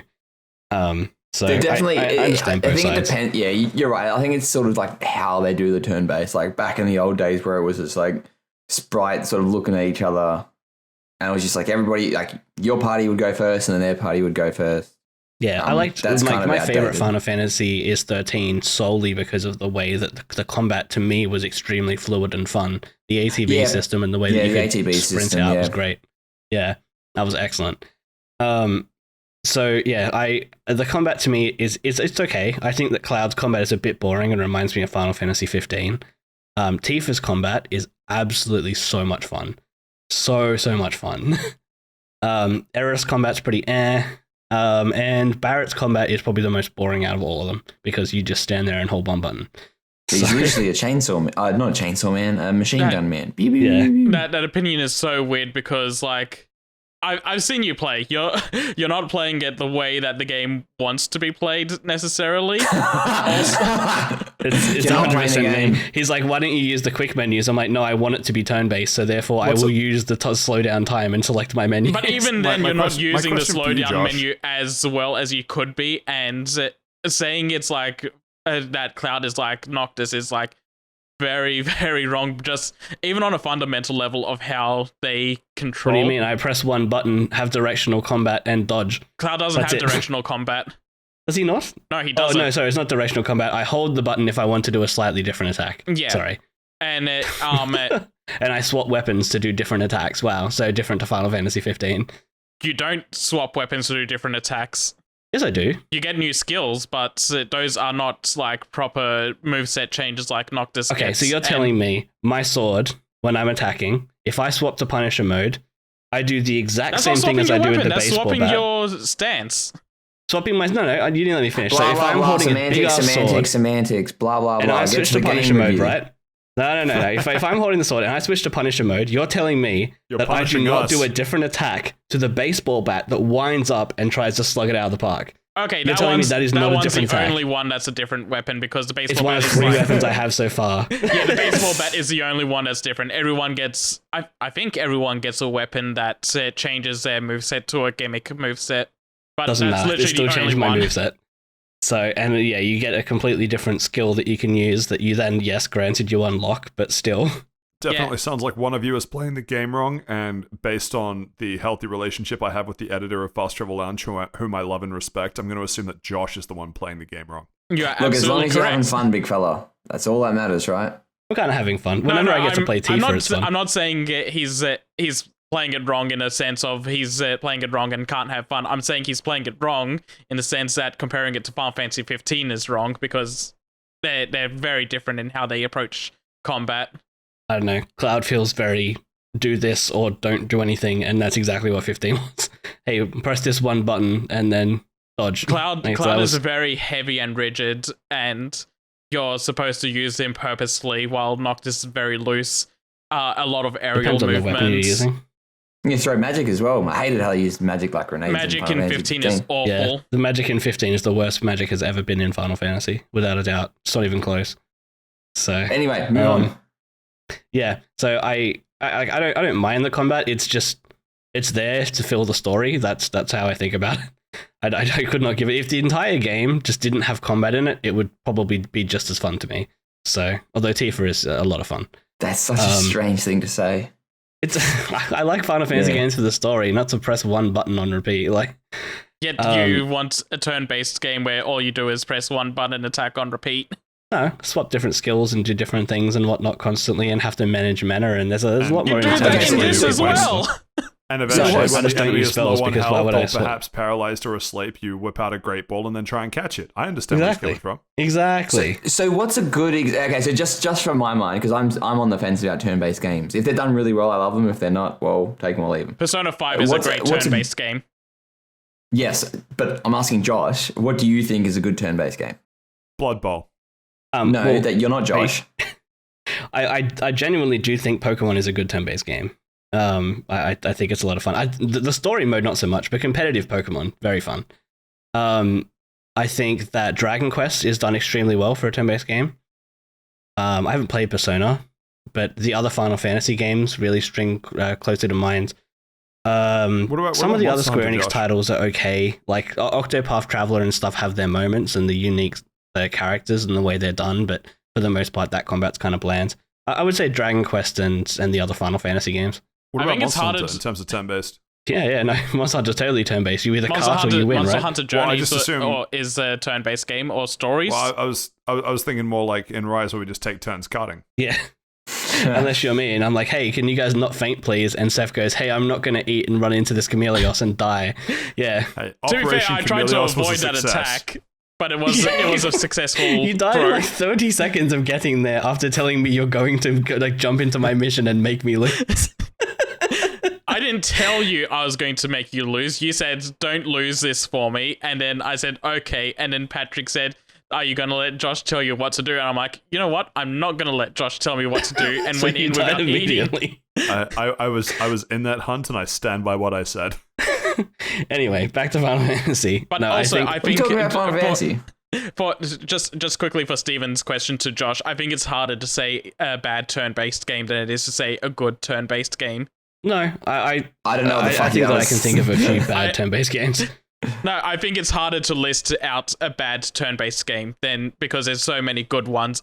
It's hard for me to think of bad ones. I think this is probably where we forget about the bad ones. But anyway, Final Fantasy VII. Talk to me, Josh. In terms of the story, right? Because I haven't played the original. I did try to play it for a little bit, but it felt to me like it had aged too much in the time that I went to play it and when it released, which to be fair was like 20 years later. So I couldn't really get into the original one, but I did watch another person play it, and I got a lot of the story beats, or at least I watched them play most of it. The differences in the story in this, I don't know if I'm a fan of. I don't know. Some of it is genuinely hilarious and super fun and just great, like the Roche guy that rides the motorbike. Oh my god, Absolutely that's love hilarious! him. What a fantastic Literally the best addition. character in the game so far. But then there's other sections like, for example, when I'm going through that factory and I have to move those fucking hands. In the original, you just run over it. It takes like 5 seconds. In this, it's like 30, 40 minutes of doing 3 puzzles that are not fun. They're not engaging. They're not even puzzling. They're just time sinks. And it's frustrating as fuck. I was watching There are- you do that, and you were doing it wrong for so long too. I was trying to do other things. I was trying to get like the materia and whatnot, and then Yeah, I was trying to You do got the what materia I pretty thought would make quickly, and sense. then after that, it's like, okay, I'm gonna move on with it, and then you just start doing everything in the wrong order. I made one mistake that I could tell, and I was like, well, now I have to redo 4 different things because I put this box in the wrong area, and Aerith is where I want to sit this box. So I had to redo like 4 different fucking things to solve this tiny little puzzle, and each animation for the hand picking it up and then slowly moving and then slowly putting it down takes fucking forever, and it was just frustrating. It was never fun. The other big thing that's really been bothering me, although it's such a small thing, is I'm constantly being told to hold triangle to do things, and that's like 3 seconds that I have to hold this button. Why is it just not a push? There's no enemies around. There's no time pressure or anything. It's like just this whole triangle for no reason. Why? That's just dumb. That's such a minor Just a complaint to bad me design because choice. it's such a big thing in game design at the moment. It's just like every game should do this. It shouldn't just be pointed at this game for No, but like for the this is a problem. remake and it's supposed to be better. Like, why have they done this? There's no whole It- triangle bullshit in the It's other not one. meant to be better. It's meant to be different. Ugh. Well, I'm not a fan of it. For that part. And then the Do other they part pronounce that's it bugging me Ares a or little bit. Aerith? Sorry, I say Aerith. Hmm. The Interesting. other part that's been bugging me is again another small part, but I think it's mostly because it was built for PS4, but there's constantly parts that I just have to like walk through or do something or open a door, and all of these things just take forever. And you can tell they're loading zones for the PS4, but like this is the supposed integrate one. Why not just remove that or make it faster or something? Yeah, I don't know. Like man. probably just a legacy thing of like, oh no, it used to be there. So It used to be there, so could- it takes effort to take it out of the game, which like I understand, but like if you're gonna charge someone $125 for the exact same game with DLC that is like a couple of hours long, It's like- do something, it's, make it worth it. I think the DLC is meant to be like 10 plus. So it's a Is that decent. worth $125? Fuck no. is any game Considering worth Rebuy the $100? game for this DLC. Like no. Considering I you bought the serious? original for $99, $100, and then I bought the DLC for $15, I'd say it was worth. Fucking hell, $115 for a video game. Fucking hell. Man, if you Yeah, wait 4 no years, it'll way. come to Game Pass. You're not paying a cent. I think it's coming to PlayStation now, according to a leak that I was reading the other It day. is, yes, it's coming. So like I could have just not bought it at all, and here we are. How much did you pay for it out of curiosity? I didn't play it this whole time because I refused to pay that much money for it. So it was on sale for 50 something. Fucking so I hell, bought on it for that. sale for 50. Yeah, Ooh, yeah, I it's not know. a Switch game, I'll tell you that much. So I bought that, and then I bought Final Fantasy X this in the same transaction for like $10 or something, and I know which one I'm enjoying more. Yeah. It does seem anyway, like you that's my enjoy Final opinion to Fantasy the. 10 more. Yeah, well, Out of Final 10. Fantasy X was honestly amazing. Out of 10 for Final Fantasy X or for 7? No, 7. So far, I mean, you can't pat the dogs in the game, so that's kind of a Oh, 0. don't care. That's such an. It doesn't do anything. Blah blah But blah. Tifa's in the game, and that's an inherent 10 Yeah. buff. Tifa's in the game, so that's kind of a 10. Era's kind of cottagecore vibes is also kind of a 10. Roche is in the game, which is kind of a 10. I'm So hearing the a lot combat of is 7. 10s. the combat really drags it down a lot, in my opinion. It's not my kind of game. I understand that a lot of people think it's fun, but it's not my kind of combat game.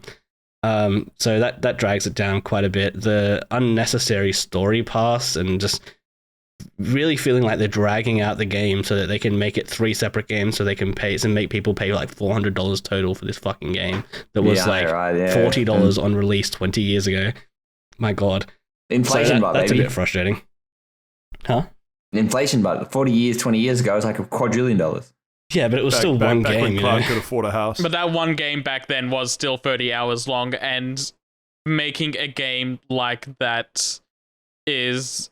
But it was in a 30 way- hours of like back-to-back content. It wasn't 30 hours of, all right, now go pick some flowers, hold triangle some more. Yeah. Yeah, You but don't have a you lot wanna more of do that this world puzzle? building. You are Good right. boy. Like, Yeah, Oh. it's you like I'm trying to say. With the way the game's done now, like what you just said before about the hands. Like even if you took out the hands, the hand mini game, that dungeon in Final Fantasy VII might as well not be classified as a dungeon. It was like one screen that It was takes literally 2 just a minutes to path. walk through. While Yeah. in this, it's like a 30-minute dungeon. In 30 Probably. minutes. It took me like an hour. it's a 30-minute dungeon when you do it correctly. Well, I don't know, man. You have to do like the whole bandit introduction. You have like multiple cutscenes with Aerith. You have to sit in the park and talk about your feelings. Like, it's more than half an hour. Bro, Yeah. this sounds like a psychiatry session. I'm not paying money for that. Yeah. But yeah, so Um, just the way yeah. that things get extended out, I understand why they're doing it over multiple games because there's just so much to pack in. And on top of that, they want to expand the world of Final Fantasy VII as well because, like, they do that chapter with Roche. He wasn't in the original game, and they do that entire chapter to flesh out Avalanche because if they didn't do that, then there's nothing for Avalanche in the game. You don't really get to connect with those characters or anything. So I understand the concept of why it's 3 games over a long period of time because just making a game like Final Fantasy VII again, but with current gaming traditions, is nigh unfeasible. I mean, first of all, I don't think that current necessarily equals better. It doesn't. Just give me But a that's, pixel that was, remaster. it doesn't, but that's what they wanted to do. And there's Yeah. a very specific reason why they wanted to do that. And I don't think they need to cut it into 3 games and charge $125 a piece. But anyway, You reckon they'll do like a all 3 in one and charge I like mean, it's not $4,000 confirmed to be for 3 it? games, but Like this was like the first like they will 4 by the hours end of the of it. 7th They'll game. do So a triple pack. yeah, whether or not that's like $300 or not, I don't know. It'll be like $500. They'll make like this big package for it that it's like all these extravagant things, and it's like Just get the entire ridiculous. trilogy on a collection. Cannot wait for that. And that's 500 US, by the way. It'll probably be like 700 here. It'll probably be on Game Pass for free. Game Pass Bros V1. Meanwhile, the original Final Fantasy VII was like $50. It had the entire story. Oh man, I don't know. It's different, but they're doing something different. Anyway, Yeah, I will say that graphically, this game is gorgeous. It looks great. The detail they've put into the world and to like everywhere that you go is excellent. It looks great. Yeah, they did an amazing job environmentally and graphically. And the music, top the notch. game is so big because I don't think it's every building, but a good chunk of the environment is unique assets. They tried to minimize reusing big chunks of buildings as much as possible, and environmentally it makes it worth it. But also, Jesus Christ, it's a big game. Yeah, it's a big game. The music, as always, in every Final Fantasy game is absolutely excellent as well. So, yeah, that's about all I have to say for now. I'll tell you what I think when I finish it. Alrighty then. Thank you for that, Josh. Finally on the docket, Sunbreak update. I spoke fairly extensively about this last week, so I won't rehash too much of what I went over. So a couple of main things I want to talk about. I might have been at the end game last week. I actually don't remember. You were. It's all kind You of a definitely blur. were. You 100% were. You mentioned a type of monster fight. You don't have to make it personal, Seth. All right, it's fine. Don't make me mute you. Don't make you mute me. There we go. So oh no, the content. The content. So the couple things that I want to discuss. So I got a couple things to discuss. One, the feeling of growth through the end game of Sunbreak, and the Afflicted Monster Quest. And I'll hit the Afflicted Monster Quest first because that's probably easier to talk about actually. I didn't touch it a huge amount when I spoke about this last week. I've spent more time doing it this week because that's kind of where I'm at. I finished a lot of the other content. It's reasonably well balanced, at least for the first level Afflicted quests. I have 3 unlocked. I don't know if that's all of them. I suspect it probably is, but I'm going through them sequentially to unlock stuff as I go.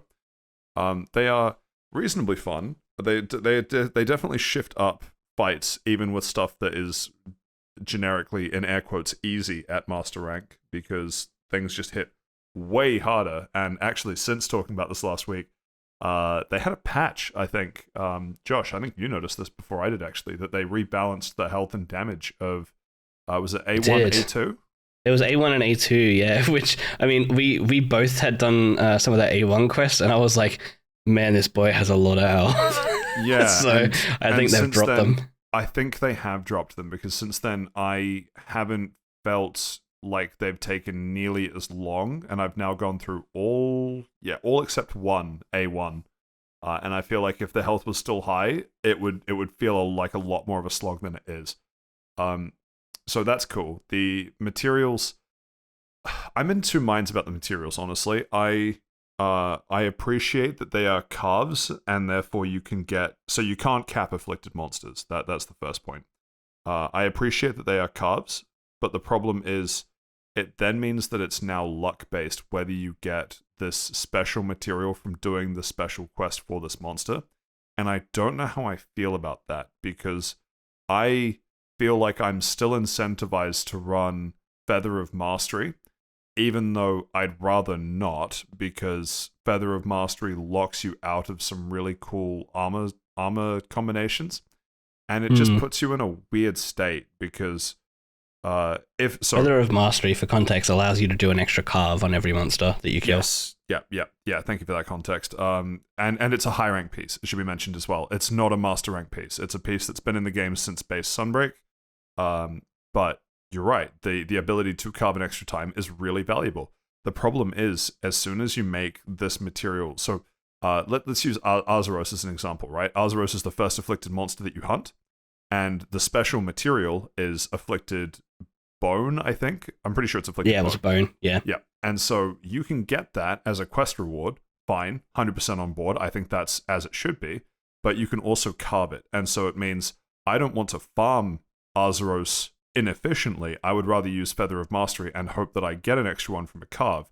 I would almost, and I don't quite know where I sit on this, but I think I would rather it not be available as a carve, but be guaranteed at least one as a quest reward, because then gemming in something like Good Luck 3 is much better to fit around a Master Rank's like armor set than it is to run a mostly Master Rank armor set and then Feather of Mastery. Do either of you have strong opinions on this? I really don't know where I sit on this. I'm kind of in two minds. Not really, to be honest. Yeah, okay, that's fine. I figured that was the case, Steve. I mean, I'm quite like every single one of my armor sets has Feather of Mastery. I So never I'm knew definitely about in the Feather of camp of, Mastery like- until just this moment. Oh, Oh. you have to do all the arena quests. I don't know if you need a certain rank or not. I think you did. I think you needed S rank in all the arena quests. No, it was just doing them. Just doing them. I think it was completing them with at the very least. Oh wait, no. What it was you need to do every arena quest with every weapon. Yes, it was. And so it didn't matter what rank you got, so long as you did that. Yeah, as long as you didn't actually time out or die. Which, I mean, a couple of times I did, because I did a good chunk of it solo, and some of them are just a pain in the ass. We did it all together. No, I mean on Switch. Oh, yes, yeah. Yeah, because I initially discovered it via online on Switch, did it solo, and then you're right, you and I did it together on PC, and it is so much easier with the second person. Yeah, Oh my it really God. is. Yeah, Especially because if you're picking up a weapon that you don't necessarily know how to use, which I think happened a couple of times with us, then the other person could just pick one of the weapons that they did know how to use and just blitz it. So it made it pretty easy. Because there's also, I think it's like a 1-cut limit, at least for a couple. Yeah, it's a 1-cart limit for all of them. Yeah, so it's not the easiest thing to obtain, but you feel like you've done something pretty impressive when you get it, and that is expected because it's such a good armor piece and that it literally gives you an extra carb on everything. An extra carb on a tail is literally doubling the number of carbs you get on tails. Yeah, same as like bugs and other monsters like that. Like double the carbs is huge. So Bugs. I feel very strongly of that. I need to use it because especially like late game, don't care, right? Because I'm going to be fighting a monster most of the time because I need a very specific part that I'm probably not going to carve anyway.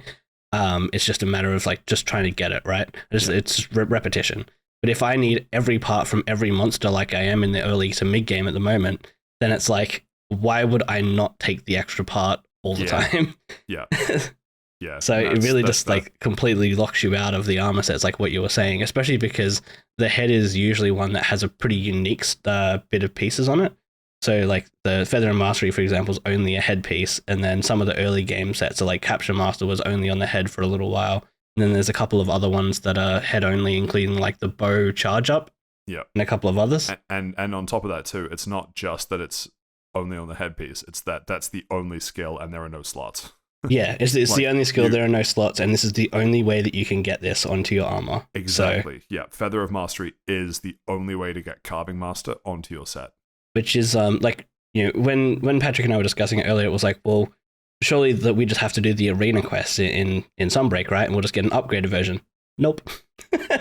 Well, I mean that's based on looking around online because I don't know if I can be bothered committing to doing all of the arena quests, but I'm committed to doing the arena quests, but whether I want to do them on every weapon. Yeah, exactly. Yeah, getting the coins for an armor set, which is in the game, fine. And apparently it's a fine armor set. That, not stellar, but good enough. Fine, but nothing like Feather of Mastery or that stuff. So yeah, so that's one side. The other side that I want to touch on briefly, the progression. So when I finished Sunbreak, so actually, yeah, so outside of when I finished it, so the story finishes you in Sunbreak at like Master Rank 6, I think, 6 or 7-ish. As I said, it's been a while, but pretty low. And so then you have a series of tiered unlocks. One at I think it was 20, 30, 50 or something thereabouts. There's about 3 gates. And what has been good about it is that 20, 30, 50, or whichever the actual gates were, felt like you achieved relatively easily just doing completionist activities in Sunbreak. So I, through the course of helping, you two plus a couple other friends of ours through bits of Sunbreak. Helping me, man. We were neck and neck for a little while until you went overboard. So I went off the deep end. But yeah, so that mostly helping other people / repeating quests. I didn't have to worry too much about hitting, let's say, Master Rank 50. Master Rank 50 is a reasonable milestone because that's the only time that you get a particular monster unlocked, and then you can go and fight it, and that's all cool. And this all takes place after the story. So you've already fought the big bad, the story monster, and so this is kind of the post-game of the DLC. And so 50 was not too much of a struggle to hit because I had a whole bunch of stuff to do. I'd already repeated a bunch of stuff helping other people. It was fine. The problem was, once you hit 50, the next one is 75. And at that point, I had follow a quest to continue with, and that was good. And that got me towards 75. And a couple other, I'll just do this for the completionist check mark on the quest list. But it started to become a struggle. I've now done 75. 75 is a bitch to unlock. Finally got that. Feeling pretty proud of myself for doing it solo because I still don't think it's balanced to do anything solo in Sunbreak. No, me either. But I'm now at the stage where my next thing is Master Rank 100, and it's starting to become a slog because there is still stuff that I can do to mark it off my quest list, but there's nothing that I actively need to go out and seek other than the Afflicted Monster quest to do for completion. And even if I do those, each one gives roughly, like really roughly, 1 master rank per level, per quest. And even then, it's slightly under 1 master rank per level, roundabouts. It's honestly still not too bad, like when you think about it. No, but to do Afflicted quests 2 and 3, let's say is 15 to 20 ranks, right? So that would be 90 to 95. Probably all right. But you're no longer getting the same speed as you did early on when you're just kind of powering through the story and powering through early post-game. And now that you're in late post-game, there is stuff that I haven't unlocked yet, and I suspect I will unlock it when I hit Master Rank 100. I understand why it's at that tier, because otherwise I'll have finished everything and then there'll be nothing left to do. But it's just starting to kick in that it's taking a bit longer now than it did before to get to the next milestone, and it's starting to weigh on me a little bit because now I need to find new things to do, which luckily is the Afflicted quests that I haven't done yet, to keep that motivation going. So that I'm not 100% on board with because I really liked the constant progression and feedback loop of you get to Master Rank 4, you get to Master Rank 5, you get to Master Rank 6. And you just get this whole breadth of stuff that you've unlocked. Master Rank 100, well, Master Rank 50, 75, and 100 is 1 monster each. And I think I know what's at Master Rank 100. I'm 99% sure I already know what it is. I think I know what it is too. But it's 1 monster. It's not a set of things. You know what I mean? It's not like you can now do a bunch of stuff. Counterbalance you while you're going on about this for a sec. Yeah. Right. Well, I'm done. That's the final point. Okay, cool. I wanted to stop you before you moved on a little bit further. So I want to point out that you are very deep in this game for the release window, and there are patches every month, including 2 new variants coming in the next 2 weeks and a bit, 2 and a bit weeks. Seething Betelgeuse and Lucent Nagakuga, I think it was. I think so. So those 2 monsters are probably in the midst of the 75 to 100 area. That probably break it up a little bit more. So I think I agree with you, but I also think it's a problem of kind of your own doing by enjoying the game too much. and that's totally fair enough. I'm a massive Monster Hunter nerd, and you're right. It is my own doing that I'm this far into it. It's also partially because you had COVID and had nothing else to do except play the game for so long. Okay. True. Well, again, still feels personal. Thank you for the first thing that you've contributed to the conversation. I just wanted to point out that as Like- an attack. I'm sorry By that the I'm time not that- high enough of a master rank level to contribute. Yeah, see, that's the thing, right? Like, by the time Saif gets to this point, there might be 2 or at least 1 update out by then. So, that may break up that grind a little bit more and gives you another armor set that you can collect, and that's, another couple of fights on that monster, Yeah. at least. So So what would save it for me, which I don't think is going to happen, but what would save it for me is that afflicted monsters work a lot like frenzied monsters in the postgame for 4.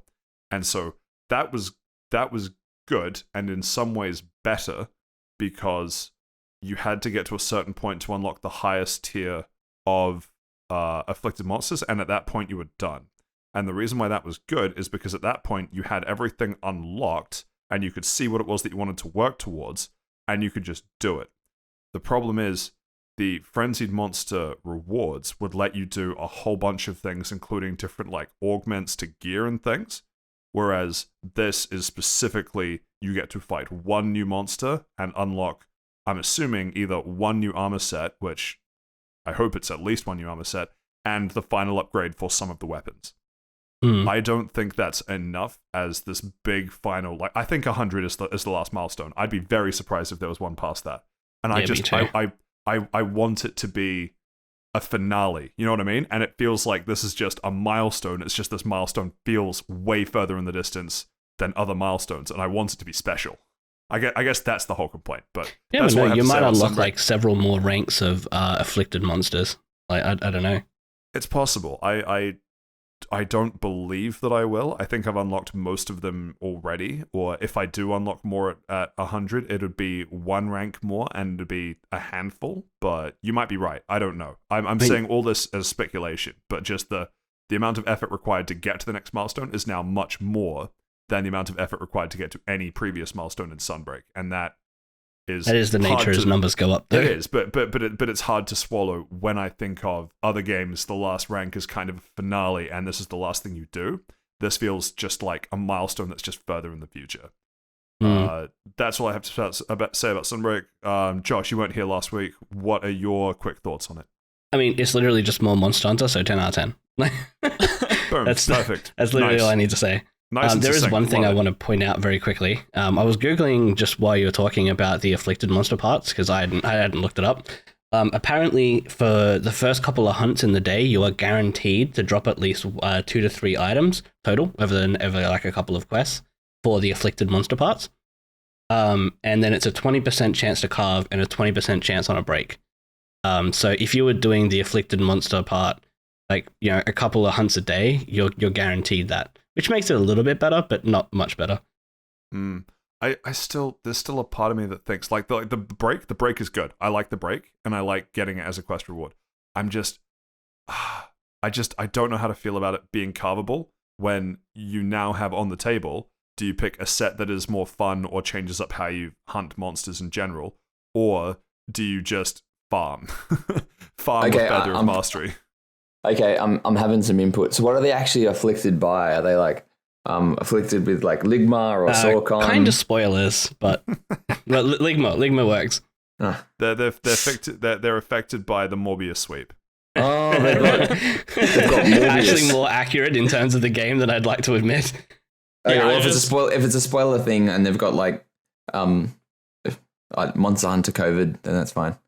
It's I'm not too just much on of a the spoiler, cusp of actually. unlocking them in story myself, but I already know what the direction is because they literally It's showed extremely them obvious. and someone's like, "Oh god, these things kill people," and I'm like, "Yeah, that was kind of the entire point of Malzeno." Isn't the entire point they're literally monsters and that's why you got to hunt them because he's going to eat you? No, these Oh, new no, things. These we're new researching things. them. Oh, okay. Look. Okay, look.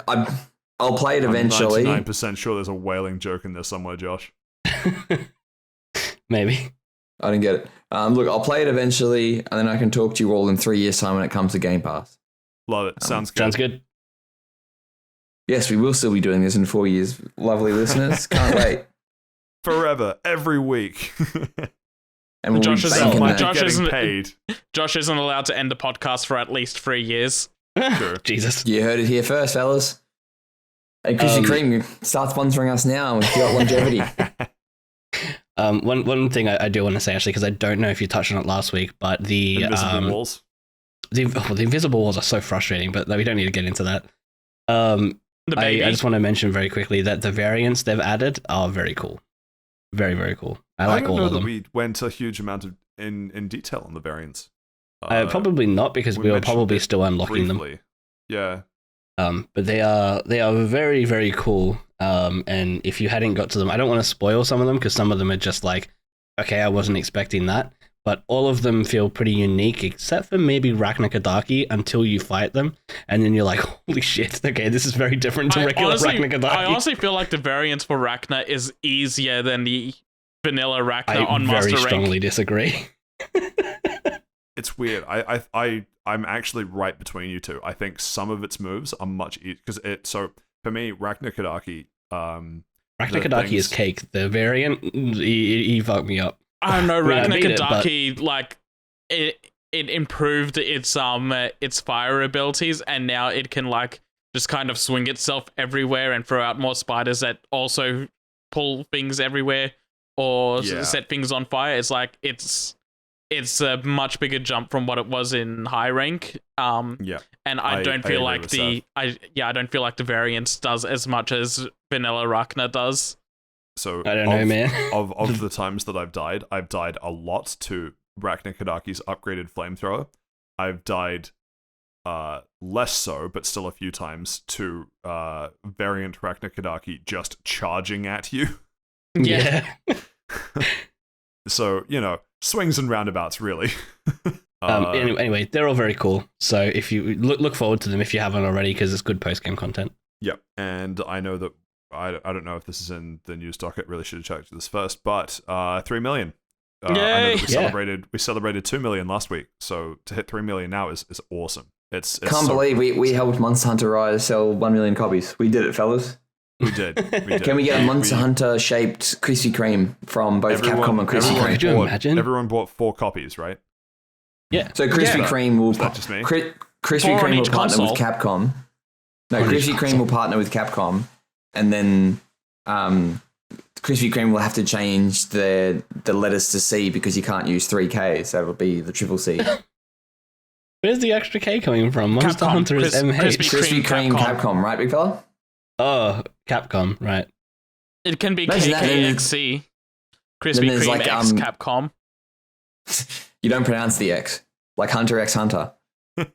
Or Spy X God Family. damn it. Oh, you had me until you said Hunter X Hunter, and I was like, oh my god. Oh, That is how I pronounce it unironically, but Hunter x Hunter is an excellent anime. Also, everyone Hunter should X, watch. what's the X in the middle, but? It's Hunter times Stylization. Hunter. So it's Hunter squared. Hunter It's a two squared. Hunter. Yeah. anyway, we're getting a bit off topic. We're talking about anime. Josh, This is now the anime podcast. should All still right. be illegal. Josh, out of 10. Out of 10, I mean, it's a 10. It's Monster Hunter. Yeah, cool. Just checking. Seth, any update to your rating? No, what did I say it was last week? A 9 Oh, or a I'm 10? not you. Well, Actually, I bought Malzeno. Malzeno is absolutely great. I love its Sonic dash that it has. Yeah, Yeah, the still fucking a 10. pants-shitting move that is. Yeah, it's awesome. you see I like that it has its own bass drop built in. The idea that any if any insect did that just like while being near me, I would fucking scream and run in the other direction. It literally teleports behind you and stabs you with its tail. Through just the Omeawa motion through shit. yeah. I'm gonna change my rating slightly. So I'm gonna give a 9.5 because I want to be able to select multiplayer missions from the fucking board. Why did they remove that functionality? Zero out of 10 was for that part. Similar rating to me. I gave it a 9.5 because fuck invisible walls.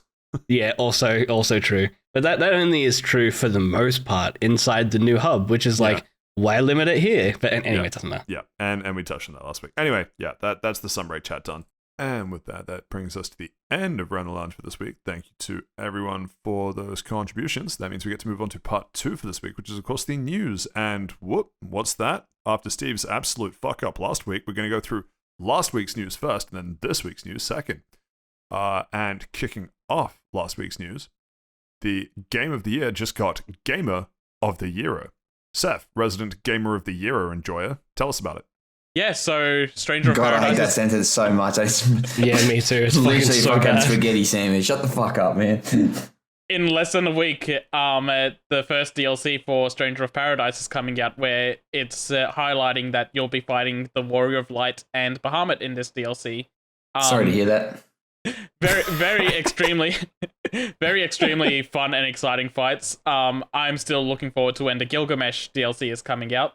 But a fun fact for this, and I'm glad I'm getting to bring it up this week because this is going to be news to Josh. When they made the website, they didn't do the trailer right away when the website went live. It didn't link directly to the trailer. Instead, they had the placeholder of Rick Astley's Never Gonna Give You Up on the webpage. All right, that's pretty funny. I'll give it that. Unfathomably based. Yeah, like I don't like the game. I don't like anything it stands for, but all right, I'll give it this. I do want to point out in this article that you linked for Gamatsu, the absolutely fucking horrible dogshit way they've worded this. Hey, if you've purchased the Stranger of Paradise Origin Seasons Pass, you will be able to receive this DLC in the Seasons Pass at no additional charge. No fucking shit, Sherlock. Yeah. That's what the Season Pass does. Yeah, that's what the Season Pass does. You paid for the DLC. You no additional charge, DLC my even. god. It's like they're presuming that everyone will buy it, like Patrick's to a Borderlands DLC, and I'm just like, man, I'm not about it. I did. 100% got the Season Pass. Fantastic game. Cannot wait for more of it to come through. I should also mention quickly, since last week is gone, with this DLC, they're also introducing new weapons, accessory slots to vary up builds even more than they were before, and new classes. So a lot of exciting things are coming with the DLC. That's good. Can't wait to not play it. There's some exciting stuff coming to the Tiny Tina's DLC. Is it more Chaos content? Is it actually a game? Actually, they haven't released any DLC yet. It's just been shitty Chaos skins. But we're looking forward to the first So much DLC, worse. which will be a new character. So that'll be sick. I discussed it a couple weeks ago, so I'm not going to rehash it. But yeah, fuck you, Josh. Anyway, next up. So 1 out of 4 How's that Vanguard, copium tasting? On the delicious list is Bandai Namco and Ilka combining to form Bandai Namco Aces, which is awesome and yet somehow slightly confusing because I assumed this had already happened. It did happen last week. Well, okay. Got him. I don't understand where they got the aces from, to be honest. Because Ace Combat. Oh my god. Like, I know there's Ace Combat, but surely they're not going to be only working as a studio together on Ace Combat. We're finally name getting yourself after it. We're getting Ace Combat crossed with the Naruto Ultimate Ninja series crossed with Pokemon Diamond and Pearl. It's Ace Combat, but also because they're saying like the word Ace is like top of the line, the best, excellent, things like that, and naming that team Bandai Namco Aces is like they want you to put that picture of they're the top of the line in your head, and to expect great things from them, which is funny because Ilka's last game, the Shining Pearl and Brilliant Diamond, was it? Or did I get those backwards? Shining Diamond, Brilliant Diamond, Shining Pearl. Yeah, Brilliant those Diamond, Shining ones. Pearl, yeah. They were not top of the line remakes for the Pokemon games. I'm just looking for the chibi art style for Ace Combat. Oh god, no, please no. Could you Chibi imagine JPEG that? dog. That would be horrible. Let's go. Chippy JPEG dog, that's all I need. There's like a hurricane that's like the size of my palm flying down, trying to take like a BF 109 down, and you're like, why is this chippy? Like, World War II does not deserve this. I love the idea that all of the cockpits, like the like vertical height of all the cockpits, just like tripled because of the size of the heads. Okay, that'd be pretty funny actually. It just look like a bath toy that you would give to a toddler. But yeah, no, I'm excited because I'm a fan of the Ace Combat series, so it'll be interesting to see what they do with that. All right, Steve, a question for you. Here it comes. Yeah. So, were you as big a fan of the original Sly trilogy as I was? I'll be honest with you, big fella. My parents loved me as a child, so I was never given a PlayStation 2. That sounds like the opposite of love. Holy shit. No. That is a Josh take if I've ever heard one. What the heck? I got the PS2 was like the greatest console. I got the Xbox Huge and brute force. Oh god, imagine having the original Xbox with its horrible control. Couldn't be me. It was the black and white At least buttons on you the had bottom Jet Set left. Radio Future, right? Oh yes, I played that so many times. Okay, you are forgiven. Yeah. I think I had that on a double disc with that, and I think it was like Gran Turismo 3 or something. I'm trying to make a point, based. Steve. Yeah. Shut up. Anyway. But then I dropped Gran the Turismo disc. 3. How did you have Gran Turismo 3 on the Xbox? Oh, no, not Gran Turismo. Forza. Forza. Yeah, sorry. Oh, It was some car racing game and Jet Set Radio Future on the same disc. Then I lent it to a friend. And he gave it back to me, and it was like scratched beyond belief, and I wouldn't play it. And he Wait, said, sorry. Do you get? Is that coming through my mic? It's the It's sound what? of me not talking. Shut up. I fucking knew it. take the hint. The podcast is better without you. I'm joking. Please don't leave. That was too Fucking fun. bait. Like, you gave it just long enough that I began to doubt it if it was actually a production issue or not. Josh, Fuck. did you enjoy the Sly Cooper trilogy as much as other based PS2 enjoyers like myself did? You asking me now? Yeah, he He just literally said just Josh. said Josh. Oh, sorry, I didn't hear the Josh part. I was too busy seething. So, yeah, no, they were good games. Like, they weren't the best of their type, but they were very good. Would you consider the fourth game a bit of a sucker punch to the series? I don't think I played the fourth game. Is it a new one? Oh It my was a PS3 fucking game, so God. no, you wouldn't have. No, I wouldn't have then, no. Got him. It's so hard to do this fucking joke. I can't. All right, I'm done. Fucking sucker punch confirmed. Sly Cooper isn't being worked on. Fuck all of you guys. There's no fun segue in there anymore. It What a is the fun fourth sucker time punch. that joke has failed on you. The test audiences loved it. All right. The test audience is just Patrick, me and my Krispy Patrick, Kreme. if only you had asked me if I enjoyed the Sly Cooper games as much as you did, because I did enjoy all 4 of those games. Can't wait for Steve's hard drive to be full again so we can run this again next week and I'll finally get it right. Fuck me. How But good. along with that, Imagine asking me, who never had the PS3, if I enjoyed a PS3 game. along with no Sly Cooper games, they also came out and said there's no Infamous games, which hurts me on an even deeper level than the Sly Cooper one. That fills me with such satisfaction. Okay, now that's I'm- the sucker punch. I'm kind of sad about Sly because they were kind of cool looking games, but the amount of people that simped so hard for Infamous throughout all of my time in high school, I couldn't stand it. Literally It just pissed me and off. one of like, I wouldn't even say mutual friends, just one of my friends that was around you. Hang on. We've said a lot of outlandish things on this podcast. I'm not going to sit here and listen to the fact that you guys are pretending that Josh had friends in high school. I'm not going to sit here and listen to that. That's why I said it wasn't even a mutual friend. It was just one of my friends that Josh also happened to know. So Josh just started talking in the classroom, and you're like, yeah, right. No, it was This hurts, it was guys. like me and a group of like 2 or 3 other people that really loved the Infamous games back in high school. It was a pretty No, infamous game for even my Josh. dad like simped for them for some fucking reason, and like the idea They're that there's great not going to be games. another one, hilarious to me. If Infamous 1 is very, very good, but also very rough. It looks ugly as fuck by today's standards, and even by PS3 standards, it was ugly as fuck. But Infamous 2 is probably one of the best games on PS3 for me. True. And yeah, Even Festival of Blood. Festival of Blood was also very good. Festival of Blood is a lot of fun too. Yes, that was the original Morbin time. True. The original sad Morbin news time. that Sucker Punch is confirming that it's not even just that they aren't working on anything, it's that nothing with those IPs is currently being worked on, which all they had to do was just shut the fuck up and let the rumor mill continue to turn. Instead, they're like, no, we will make everyone mad. Yeah. The small light in the tunnel is that they're going to continue keeping the Infamous 2 user-generated content servers up for a little while longer. They said they will have to sunset them eventually, but they're trying to keep it alive as long as possible for people. And the DLC that was it for Infamous Second Sunset Collector's Edition that never released on its own, they're working to put that out on the PlayStation Store so people can have access to that.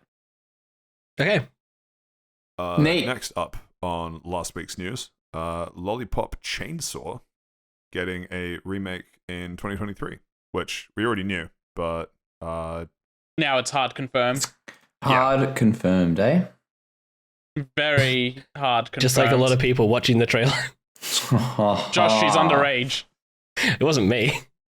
Hmm. Have you not seen Jessica Negri I getting knew kicked he out was of going to say it, conventions? yes. Nigiri bros, we're going home. We're going home. It took us 15 years, but we're making it. It's really been 15 years. Oh my god. 14 years. 15 by the time the game comes out. That's wild, honestly. I remember that like it was yesterday. Yeah. Man, I'm going to have to dig the poster up from the crusty folds of the bed, eh? Hey, Oh my big fella, God. hey? That was never me. Sorry, I hate to break it to you. I can't Okay. wait for this to come out when you run for public office in 10 years, Steve. Oh, gee. They've also talked a little bit more about it this week, and they wanted to re-clarify some points that they made last week. So let's just skip over what they said last week and go to this week's news. They've said that they're working to that they don't have the license for about 16 songs that were in the original game, and they're working to do replacements for them. I still stand by my original opinion that they need to get Lollipop and Hey Mickey into the soundtrack. Was Hey Mickey in the game? That's amazing. That would be such a good segment to watch. This man is so excited for this game, and it sounds like he's never played the original because Hey Mickey played every time you turned on your devil trigger. I haven't played it. It just looks really fun. This dude. I don't remember why I didn't play it. I don't think I was able to buy it, to be honest. I think I was too young. It No, wasn't we would have been an working, big MA fella. game. It wasn't an MA game, but in 2009 I would have been like 13 probably. Wait, no, I don't know how old I would have been. Look, doesn't Would have matter. been It's close to coming out. It's 16. being remade. Play it now. Yeah, no, I'm looking forward to it. Yeah, they also re-clarified their point that in last week they said they were going for like more realistic graphics or art style. They reiterated that they want to keep it like the original. They're just trying to make it polished for today's standards. And they also iterated that they're trying to make sure that they don't have to censor anything from the original game. Do you think this is drumming up more or less hype for Chainsaw Man? I read the first chapter today. It's so good. Chainsaw Man Part 2 is so fucking good so already. good. I But yeah, cannot that's- wait for that anime. I will dread the day when the Makima Sims come out even harder than before. God, I hate it so much. Alright, let's move on to the next Based. news. Steve and I will stand here against the Makima Sims. I just hate it so fucking much. Anyway, next news item. Cool. Well, next news item. Valkyrie Elysium launching on September 29th. Valkyrie? What, Valkyrie? Fuck it. You know what? Read it, Josh. I'm gonna share it. You read it. Just Valkyrie Elysium. No, We'll launch fuck you. for Read PS the rest of it. No, I'm working on it. Read the We'll whole launch for article. PS5 and PlayStation 4 on September 29, followed by a PC release on Steam on November 11th, and Square Enix is obviously working on it. So, yeah. Thoughts? And the Yeah, PlayStation you consoles. You hear that? That lack of appreciation, that lack of that lack of depth you've given to the headline because someone unqualified read it out. Anyone else getting that vibe? Patrick. He also missed a point. On the PlayStation versions, if you can also get Valkyrie Profile Lenneth on the same day, That's which- further down the article. which will be it'll either be included in the deluxe edition of Elysium, or you can buy it separately if you don't want to get Elysium. I'll be honest with you, Lenneth, fellas. like the second one or something? In Let the me be series? quite It's the I'll be first quite one. honest with you, The fellas. first one. Oh. I'll be quite honest with you, fellas, for the third time. I'm asleep, and it's not because of Josh's way of reading it. I sleep for this. Don't you hate it when the fucking toddler in the room has to tell you that they're going to sleep 3 times before they just fucking do it? No, guys, you aren't paying attention to me. I'll leave. You're welcome. You asked my opinion, you're getting it. If you don't like it, you I can don't start your remember own asking. podcast. Oh, Don't care, didn't ask, go to sleep. I am. This article, Valkyrie Elysium, is putting me to sleep. So it genuinely looks like a lot of fun. I before I knew anything about this, I think I even linked it in the podcast chat we have, and I was like, "This looks awesome." We Like, talked this about looks this so much months fun. ago as well, and you I didn't didn't say even anything remember. about I might it. not have been there. But I think it looks really good. I watched the trailer for it when there. it popped up on Steam. Like, hey, Actually, you should look he at does this. have like a 50-50% chance of Yeah, I was being going to there or say not. that's the problem. He can say that about any episode, and we don't know I if he's can. right. It's all Okay. coming together. I don't like that he has this power. It's the only power I have. Look, I just got told I didn't have friends in high school. You got to give me something. Got him. Well, is it true? I will neither confirm nor deny these rumors. I plead the fifth. But yeah, I'm really excited for Elysium, and also getting the original game's PSP remake on modern consoles is pretty great. A little bummed that the remake isn't coming out on PC as well. Maybe that'll happen down the line. But I think this is just coming to PS4 and PS5 because they just put out that PSP emulator. Cool. All right. Well, next up on the list, Sony apparently got so sick of everyone asking where God of War Ragnarok that they decided, fuck it, let's just launch it November 9th. And everyone went, yay! I And didn't. Everyone went happily ever after. Yeah, so Ares, the Greek god of war. People didn't deserve that sweet sense of satisfaction because they've been hounding like the development team, not even like Sony as a corporation. They were literally hounding people that were making the game or producers on the game, and just being real assholes about this because It's, Santa Monica Studio. Yeah. yeah. Because it was just rumored that the announced date was going to happen, or there'll be a state of play going to happen at the end of June, and it didn't. So people got all up in arms about it and just started harassing everyone until Sony finally said, "Fuck you! Here's the release date. Here's everything that's going to release on the release date. Now Isn't it give us great money." that the same people that hound studios for updates on this are the same people that cry the loudest when a game comes out unfinished. I'm not saying that's going to happen with Ragnarok. I'm just saying there's a surprisingly large overlap there. I think it's 100% overlap. Anyway, I'm excited. I hope that this is Sony's choice and not just knee-jerk response, but they did say that they were targeting 2022, which They did, after yes. all of the State of Plays and other various totally not E3 conferences. It was did seem- meant to be early this year as well, but it got pushed back quite a bit. Yeah. Mostly because of COVID happening, and it pushed back like their entire release schedule. Because Horizon was meant to come out at the end of last year and got pushed into March this year. And Got pushed into Elden Ring, you mean?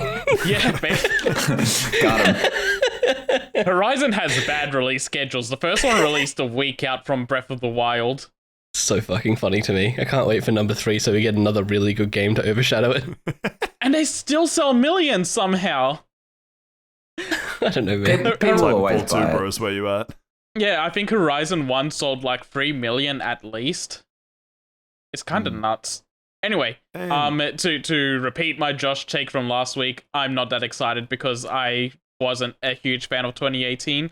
I don't think it's the worst God of War It's a because year or the edition of God of War.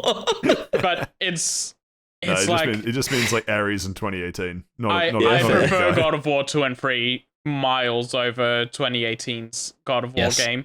But I would agree. I will That's still just play because of the Devil May Ragnarok. Cry combat system. Yes. I don't even think that was it. Like, I never liked Devil May Cry or anything, but God of War was fun just because I got to, like, rip things apart in stupid, ridiculous ways. It was just fun. You still can in 2018, but it's more subdued than it was in those games. Yeah, I'm not, like, literally climbing whatever I'm about to tear apart with my dagger things. Yeah, Chains of Olympus was a great game. the God of War discussion can happen another time because I have a lot of thoughts about that, but I'll still play Ragnarok anyway. I'll finish out the story. And Will you play yeah, it when it comes out though? Like, will you play it for like $20, or will you play it depends. It depends It's an because anime every game. single It's worth God of War. 35. I think my brother will buy God of War, which means I will do what I've done with literally every God of War game and just borrow his copy. Okay, that's all right. Wow. I'll play on as long as you're not playing for it on release. Playing for well, My brother probably $125. I can tell you, I'm not doing that. I'll wait till it comes to PlayStation Now or whatever the fuck it's called. The question is if we've gone God of War 1 to God of War Ragnarok, is the next God of War going to be God of War Love and Thunder? I didn't get that reference. It's the 4 subtitles, I still don't get it. the 4 movies. Oh, I thought, okay. Whatever. I'm The out. newest Sorry, one I thought just it was came going to be out some and it's kind of called Love mythology. and Thunder. Shouldn't it be The Dark World? We skipped the God of War to Dark World. that was the one that came out during COVID. Before we move on from this topic, let's just quickly dig in on how stupid it is to have a collector's edition that gives you a digital game and no CD. Oh, It gives you a God. steelbook case, but still So no dumb. CD for the game. Yeah. I Why hate do they give you a that. steelbook case and no disc? No, so What the fuck? I had a bit of a think about this, and after reading And a you couple realized of it was stupid. Yeah. welcome no, aboard. after reading a couple of negative IQ points, comments on social media, I think I can understand why. It's for people that have like the discless PS5 that's still in the collector's edition. Like they're not like they can actually play. Yeah, but they this can game. just not put the disc in. No, but it's so Steve, I'd agree with you if this was a new thing for PS5s, but it's not. So many collector's editions have come without the game previously. Oh really? Oh shit! I don't get collector's editions anymore because I'm so sick of being burned. And if you wait for 5 years, everything comes to Game Pass. I don't It's true. either, literally because the collector's edition forces me to pay more money to just buy the game. Yeah, We'll But I talk guess, about like- the collector's editions again later. yeah. It doesn't really. Yeah, it doesn't really matter. Blah blah blah blah blah. Moving on. But yeah, no, I think think at it's that stupid. point it shouldn't just it just shouldn't come with the case. Why? Even I think bother? at the very least, it should come with a physical disc, even if it's just a disc a that's empty. mixtape of your with- favorite songs. No. Like, I mean, that'd be cool. But even if it's just a disc with a picture on it that would look the same as the disc would, maybe with like a black underside or something, so you could tell it apart from like a real disc. That would be fine even. But they've Man, done I nothing. remember when There's not even a PS1 cardboard discs print. had the black undersides, Yeah, that was dope. and then the PS2 discs had the blue undersides. Blue. Yeah. Yeah, those are so good. I don't know what fuck the you guys PS3 had talking if it about. had anyone. PS3 was just Blu-ray. standard silver, Oh, the that's reflective. lame. Yeah, No fucking clue. All right, do you want to dunk on Forspoken now? yeah. Well, I was going to say, speaking of no fucking clue, So God of War coming out November made Square Enix very scared, and they said, "Okay, we're no longer releasing Forspoken this year. We're going to push it back to January." see, I don't Disclaimer: know. Sony may not have been so scared. I still feel like they decided to push back Forspoken because it looked like a barren fucking wasteland of a game. No, Crazy. they, Yeah, I they agree. literally said it's a result of them talking with their key partners and strategically moving it to a better release date. They were literally scared of everything releasing in the holiday season. They moved it out of the year. I'm Which really means it's nervous. a bad game and doesn't hold up. 10 out of 10. I'm really nervous that the last guy that's playing Babylon's Fall is going to have to choose whether to be the last guy playing Babylon's Fall or the last guy playing Forspoken. Why not both?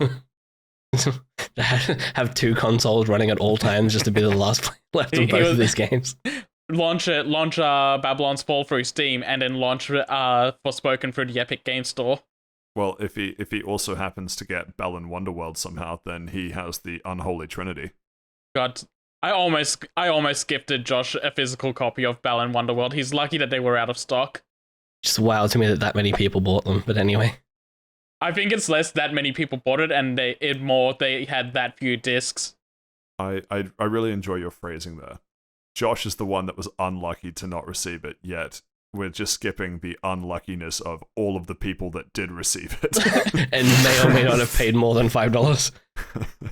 But yeah, Forspoken, I'm absolutely sleeping. I'm sleeping as I- well, but I'll bring it up every time just to dunk on it. Yeah, I hope something interesting happens because I never want to see a game fail on launch. But I But don't also, have this is high the Final hopes. Fantasy 15 team, and they deserve to suffer.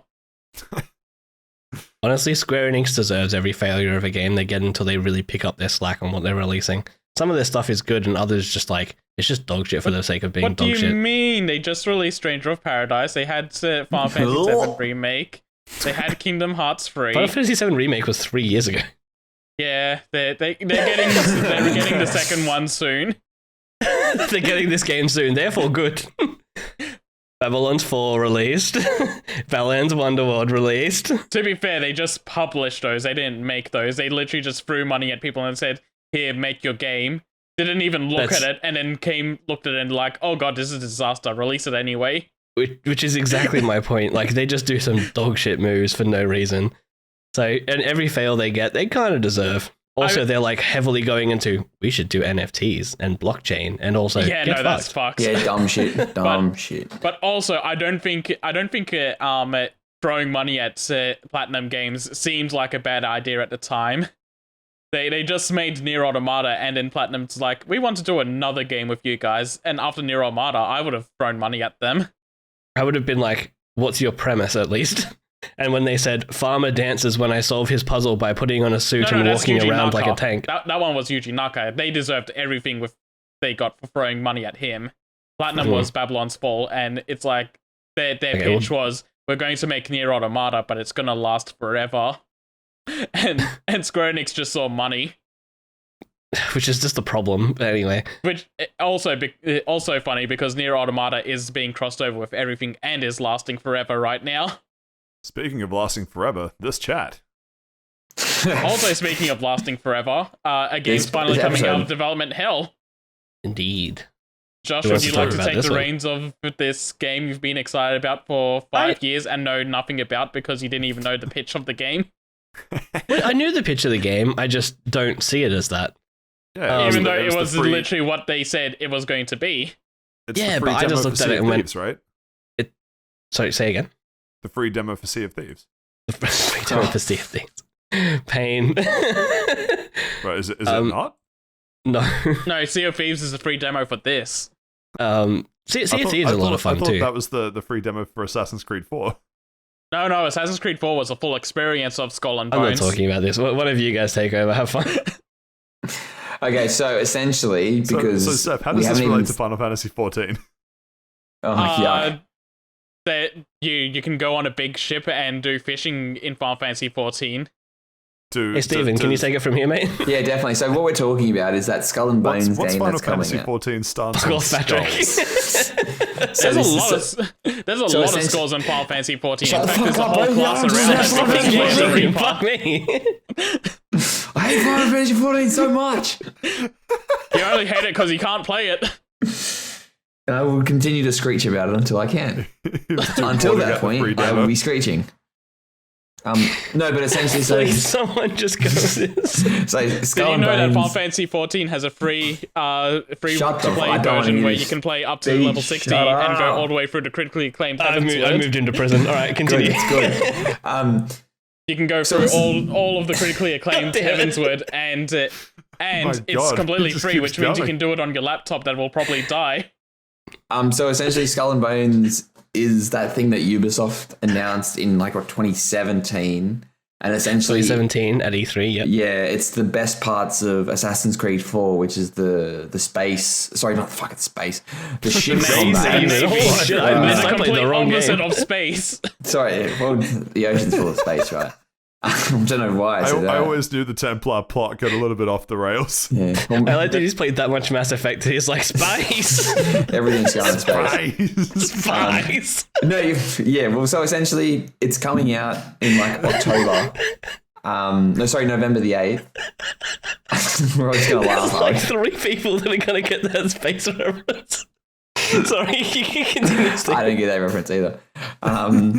So it's coming out. This is releasing a day before God of War. Yeah, so this is be the God of War killer. To be honest, they seem to have Ubisoft it up a shit ton. It sounds like they're going to make it a live service game. It does. It fucking does. It literally all they had to do was make a borderline solo Sea of Thieves with cool ship combat. It looks like they looked at Sea of Thieves and you're like, you know what that needs? Ubisoft bullshit. Yeah, it always sounded like there was going to be some element of asynchronous multiplayer with the Sea of Thieves. Not Sea of Thieves, Skull and Bones. So, what does zero punctuation call it? A Jiminy Cockthroat? yeah, Jiminy Cockthroat, yeah. God, I love him so much. So funny. It just doesn't make sense. The best part about Assassin's Creed Black Flag is the fact that you are by yourself on an ocean with your merry crew and you're all singing songs and you're engaging in ship combat. I know they've got to make money and I fucking hate the way that they've always got to put profits first. But sure, at what point do they see things like that Avengers game that came out and decide, you know what? Live service games. People won't like those. I don't get it. Babylon's Fall. This is going to flop. I'm calling it. That's a Steven prediction. What really killed all interest I could have had in this game was literally the entire trailer. They were explaining the game. Every 5 words they said crafting seconds. system. Yeah. That was the one part that threw me off, honestly. Like Well, every ever time they since- said you can do this through this crafting system, so you can do this through another crafting system, and then you can upgrade this through another crafting system. It's like, Jesus Christ, fuck off. Because I don't know what happened, but somewhere in the last month, Ubisoft decided that they need to put this ad in front of everyone that might possibly play it, and now like every YouTube ad I get is for this. I haven't seen those. Yeah, I get a lot now as well. I'm obviously falling into the algorithm. You click one link too many, and that's it. You, So you I try and clicked- pirate one thing, and suddenly it's nothing but Skull and Bones ads. Am I right, fellas? I haven't I just- actually seen a Skull and Bone ad. Oh, really? Well, I've quickly typed in Krispy Kreme and clicked the top link on Google 10 times. So like I'm back in the algorithm, fellas. Anything more that anyone wants to add to this? Yeah, do you want my take on it? No. No. It goes against your guys' takes, to be fair. Even worse. I didn't like Assassin's Creed 4, so I didn't want it to be Assassin's Creed 4. So when they said, hey, to be fair, yes, it looks like live action bullshit, which I just don't give a fuck about, but it also looks like there's a heavy single player component in it, which is what I am excited for. I used to play a game called Guns of Icarus, which is basically like a pirate ship, but you're flying through the sky, and it's a In team space? cooperation. You load cannonballs and stuff in space. So good. Oh man, excellent. You gotta be doing the same face as Tim Curry when you're saying that, by the way. Oh, like Seth gets it too. Excellent. Oh, I absolutely am. So Steven's the only one that doesn't get it, I as don't know all what the fuck things you should guys be. are talking about. We'll It's tell you after what was the it? Red podcast. Alert 2? That doesn't matter. Yeah, so I really enjoyed that game because it was like just co-op, like you have your ship, you take down the other ship kind of thing. That looks fun to me, so I'm keen on that. I really liked Sea of Thieves, but there just wasn't enough like not story content, but like Content goals in that general. you need to have. Yeah, just content in general. Like you would go, okay, I want a ship and I want this ship, and it would just spawn in and that would be it. Then you would go off and you'd do your merry thing with your couple of friends, and then when you logged off, everything would kind of reset and you would just keep your level, and that would be kind of it. In this, it's like, you like the crafting thing I'm a little bit in two ways about, but having like starting off on a small ship and being like, okay, well, I want to go and build a merchant ship, or I want to go into like a warship or whatever, and then slowly upgrade, and then being able to like take on fleets and stuff like that. All of that sounds like so much fun to me. I'm so on board. The PvP, if I can turn it off, I'll turn it off. I have no interest in it. The crafting, yeah, again, like I'm in two minds. The ship crafting and everything sounds really cool. If you need to be careful with your ammunition and stuff, I'm on board with that. If it's just collecting crafting materials from every single plant, so that you can hoard it, so that you might be able to craft like an outfit or something, I don't want it. But I think it looks fun. I genuinely think it looks like a lot of fun, and I've been waiting for it for 5 years, so I'm keen. I'm So really it can't keen. possibly be bad. Just look at Duke Nukem. It's not even Final that it can't Fantasy possibly 15. be bad. Like, it's still an Ubisoft game, so it has like every single opportunity to throw itself, I guess, under the water, for lack of a better term. But I think it'll be fun. I really do. So I'm looking forward to it, and I will definitely get it on release probably, because I've just been waiting so long for it. But And Godspeed let you know to how it goes. I hope you're right. I do. I hope you're right. We'll have to wait and see. Next up on the list, though, we have some Final Fantasy VII news. We're still talking about this, aren't we? wow, 20 years later. For this new release game. This new Um, remake. True. Anyway, which of the Final Fantasy VII enjoyers wants to talk about this? I'll quickly just run down like key points, because this is another thing where there's it's compiled a lot of things from interviews, and there's a lot of fluff in them. So I'll just hit key points that I think are important for people that are like very interested in the game to get behind. For Crisis Core, they're completely revamping the battle system in that game. They're adding so in Final Fantasy VII Remake, Cloud has those two stances that we were talking about earlier, where he's got like an operator mode and a Punisher mode, and one of them's like more heavy and more counter focused. They're going to be doing the same thing for Zack. They're going to be giving him a regular stance and then a heavy stance. They're also doing big things to the combat system, like making your regular attacks actually chain into each other to do combos now, instead of just being 1 slash, 1 slash, No. 1 slash. Fuck your combos off. Alright, sorry, continue. It's an improvement to be able to do like a 3-hit chain rather than 1, 1, 1. I think having a guess. 3-hit combo is more satisfying than doing that. As long as it stays at 3 and I'm not juggling enemies. They're also going to be implementing like a shortcut feature. They're redoing a bunch of like the magic abilities and everything. The DMW system, which was like a slot reel that gave you your limit breaks, is being redone a little bit as well. So they're just making the gameplay more smoothly now, and that is always appreciated. Also, they've done changes to the controller layouts and letting you move the camera freely now because they're no longer restricted to the PSP's button system. That's about it for Crisis Core. They also said that they're not doing any big story changes or like twists to make it fit in with the remake storyline. It's going to be a very one-to-one remake of Crisis Core. So don't go into it expecting them to do what they did with Final Fantasy VII Remake. Going on to Remake, I need to actually comb through this a little bit. Do you really have to? A little bit. There was a Rats. Sorry, fellas, I tried. There was Thanks- a delay thanks for in trying. They're saying there was a delay in announcing it because they couldn't decide if this was going to be a 2-part game or a 3-part game. They obviously decided on 3 parts. Sorry, this is a very long list of things, and I need to make sure I just hit things people will actually care about. They've been very vocal about saying that they're going to hit every story beat from the original game. They're not going to cut anything. They're not going to cut any towns. They're not going to cut any story beats. Anything that was in the original game will be in the remake, and they're just going to add more on top of that. They've also said that they're following like the world design sort of aspects of the original Final Fantasy VII. So a big complaint about the remake was that Midgar is very linear, and you don't get a lot of chances to kind of explore at your own pace until like very late in that game.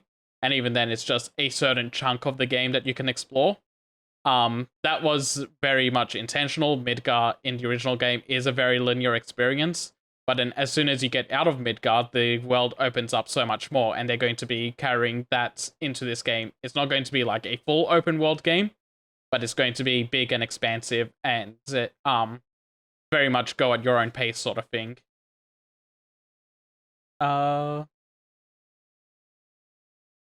And yeah, I think that's probably the 2 key points I want to hit for this. Sweet. Fantastic. Any comments from anyone?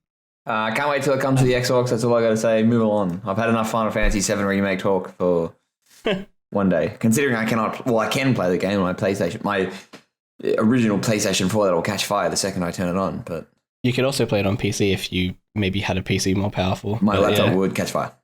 it would literally, catch fire in like seconds. I don't know if Seth mentioned it, but the remake part 2 is only coming to PS5 as well. Yeah, we mentioned that when it was first announced. Okay, yep, cool. They're Alright. completely dropping the PS4, which is thank God, because the original remake has so many fucking squeeze through corridors to mask loading screens that it's Which, unbearable. watch them still be in there because they planned for it to be on PS4 and they just didn't take them out. I don't know. I hope not. I really, really hope not. It just sounds like such a Square Enix thing to do, so I wouldn't be surprised. Cool. Next up on the list, drum roll, please. No. I'll let Jinx. one in. Well, Please don't. Not just for this game. Sometimes you try and you get nothing back from your co-host. Like, what am I supposed to do? I told you I'll let Anyway. one in. Now you won't real get one. Well, okay, you're right. That's on me. But a real one would have been better. So fuck me, I guess. I also Anyway. did do one, but I didn't pick up on the microphone. Oh, okay. I appreciate the thought. Yeah, I did the same. I did the better than same. the other two. No, I don't believe Nah. you. Next, the next story we have is that finally we have a successor to the absolute smash hit Nickelodeon All-Star Brawl. Following in the great steps of Naughty Dog, they saw how good Nickelodeon All-Star Brawl was and decided to make a kart racer. Finally, Ryan's Racing 2 is coming out. Man, can't wait. What the fuck is Ryan's Racing? Holy shit! I just read this. I just put this in before and I didn't actually read the article properly. The first fucking key feature they say is there's going to be 40 voice acted characters. Yeah. Voice acted even, oh my god. Yeah. The answer It literally is the first point. They are making a big deal to say, hey guys, this will be voice acted. Wild. If only Pokemon could learn. No voice acting on Nintendo games, please. Anyway, the game is called Nickelodeon Kart Racers 3 Slime Speedway, where we have over 40 voice acted characters. New terrain, didn't realize there was old terrain, but that's cool. New levels of customization, again, didn't realize there was old levels of customization. Multiplayer. The new terrain is them aping Sonic Transformed and Mario Kart, where they're like, hey, you can take the vehicles onto water mid-race now. I Which guess is also literally aping just Diddy like Kong part of the Racing. scripted race. Yeah, Honestly, Diddy Kong but- Racing now, that's the goat of kart races. When's Bloodborne Kart coming out, by the way? That is actually coming at some point. I've been following the developer of that. Yeah, I know, it's literally N64, it's not an official one, so, don't Look, care. It'll never be Crash Tag Team Racing, which was the GOAT, so... Not even the best Crash racing game. Come on. It fucking is. It Look, absolutely if is. it's not Sonic Riders, I don't want to hear about it. Based. Sonic Riders was so fucking good. Unironically, I am pleased that they are making a point to also say split screen as part of the multiplayer offering. Yeah. Mm. Split screen is excluded from so many multiplayer games. It's kind of upsetting.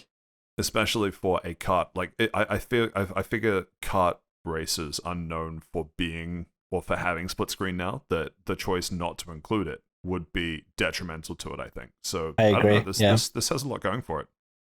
Especially like launching on the Switch. Like, if you didn't have split screen multiplayer, you're basically throwing away the Switch's entire audience. So Yeah.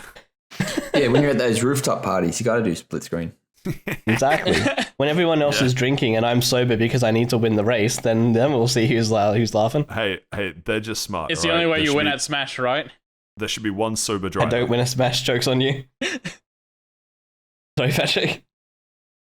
It's fine. I made the joke. Someone out there laughed, I hope. We'll Yeah, I move don't on. think they did.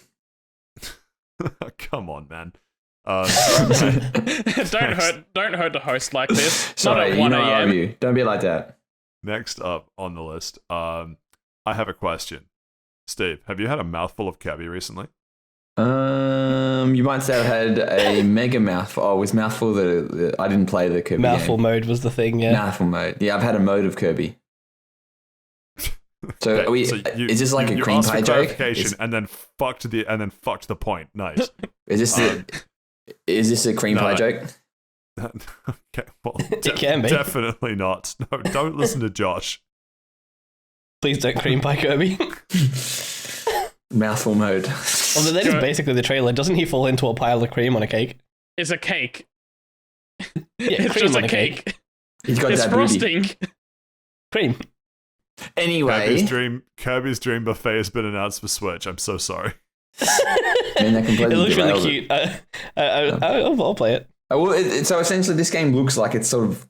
Well, they haven't really shown any gameplay of it, has it? It looks like it's a. No, the trailer shows gameplay. It just looks like Fall Guys. Yeah, it does look like Fall Guys.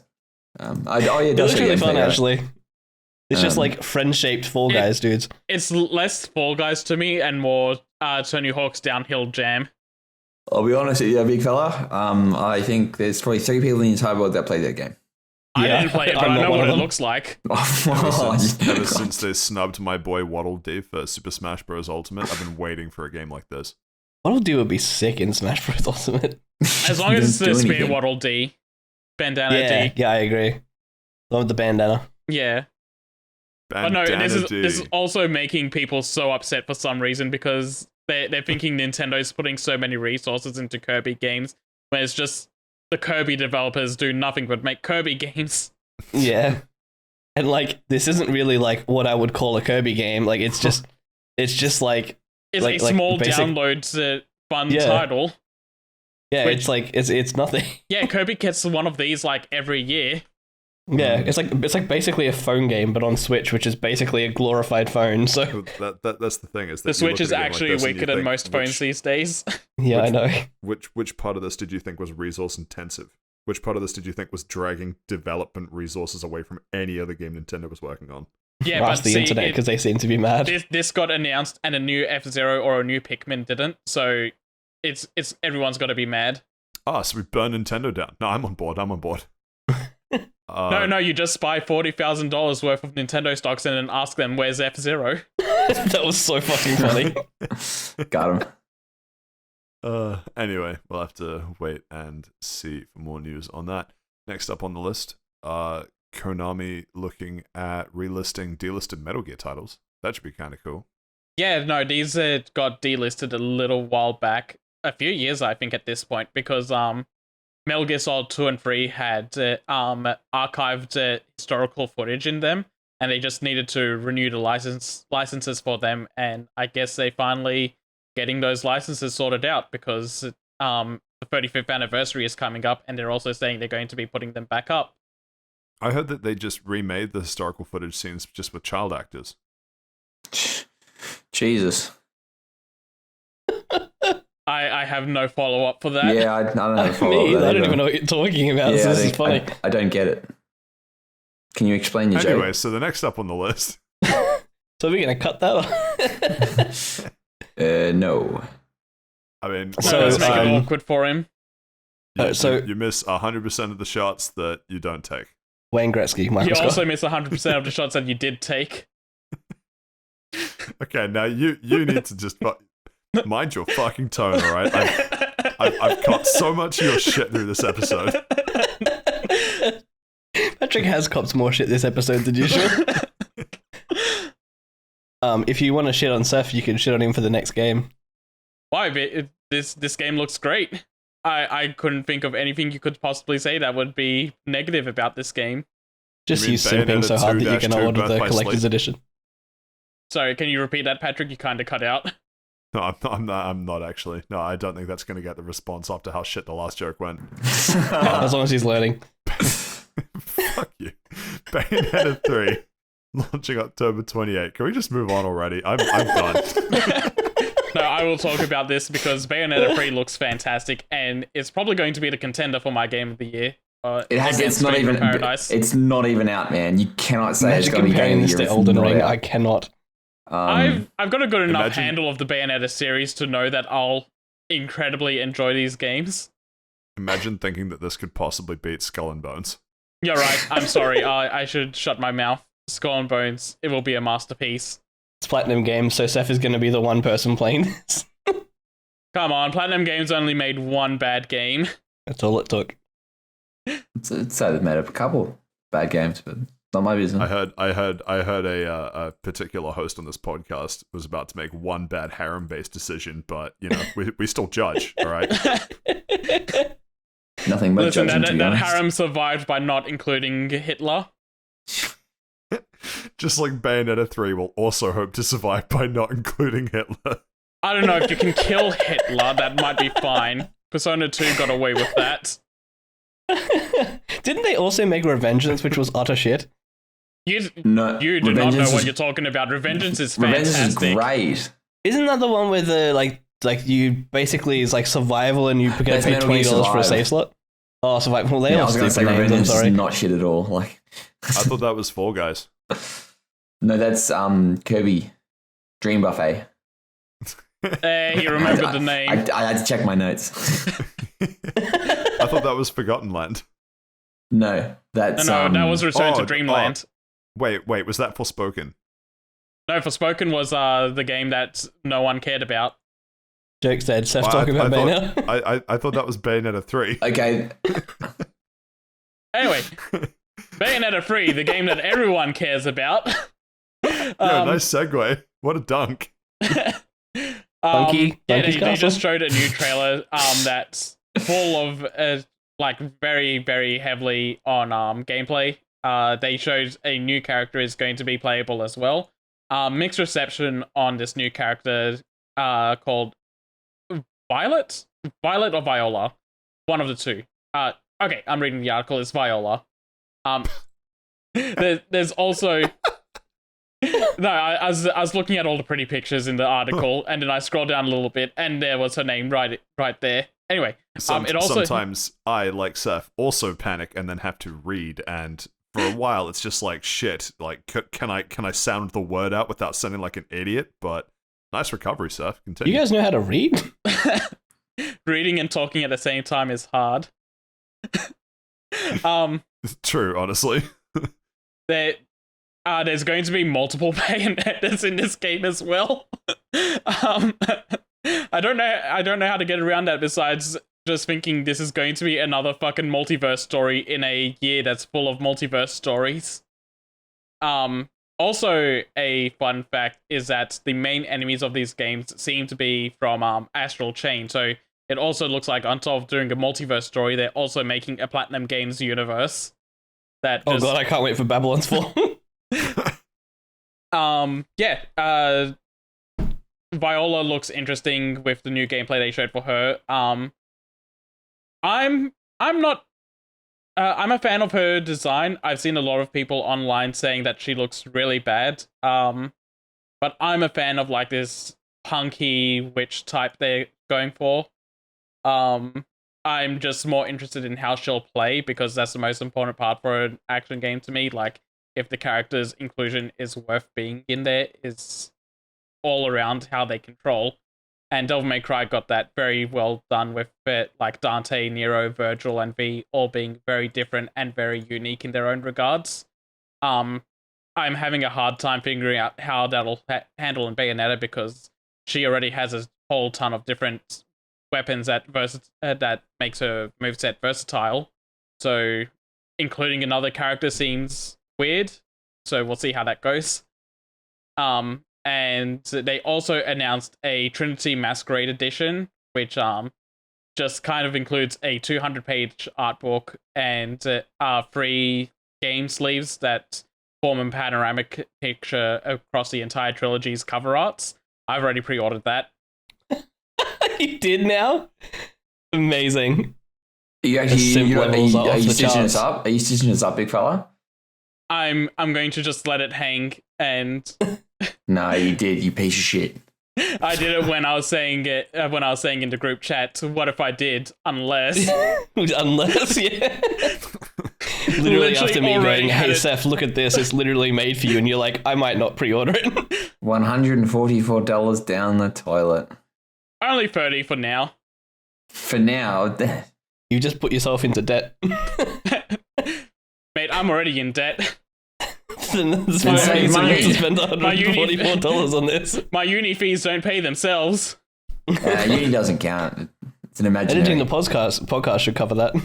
Yeah, we're going to get a shout out any day. Be really careful where you go with that, Josh. You might get ideas. On top of my tax paying my uni fees, I also got to tip the local government people. Ah, yes, and your landlord. Don't forget. Don't forget to tip your landlords. Throw a coin at him, if you will. I'm already paying a subscription to my landlord. Anyway, moving on. I'm excited for Bayonetta 3, but I need to play 1 and 2 first. You can regularly get them for like $20 on the Switch together. Alright then, decudeals.com.au. Let's see if he's right. Move on to the next one while I fact check. Deku Deals. Yeah. Deku Deals. Next. DEKU? Yep. Yes. All right. On top of before we move on top of that, they're also releasing Bayonetta 1 standalone because please just let Patrick move on and then cut him off. No, it's fine. No, go ahead. Yes. Sorry, it was just one more quick note because the only way to get Bayonetta 1 on Switch at the moment is either digital or with the pack-in version that comes with Bayonetta 2. Now that the Trinity Masquerade edition is coming out, they're also going to be releasing Bayonetta 1 on its own.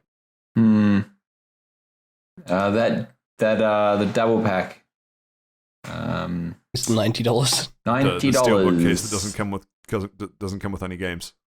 I think it's digital. It goes cheap very often. This is on the Nintendo eShop. Oof. Wait till it's sale. Try the Nintendo F Shop. The physical edition is half the price.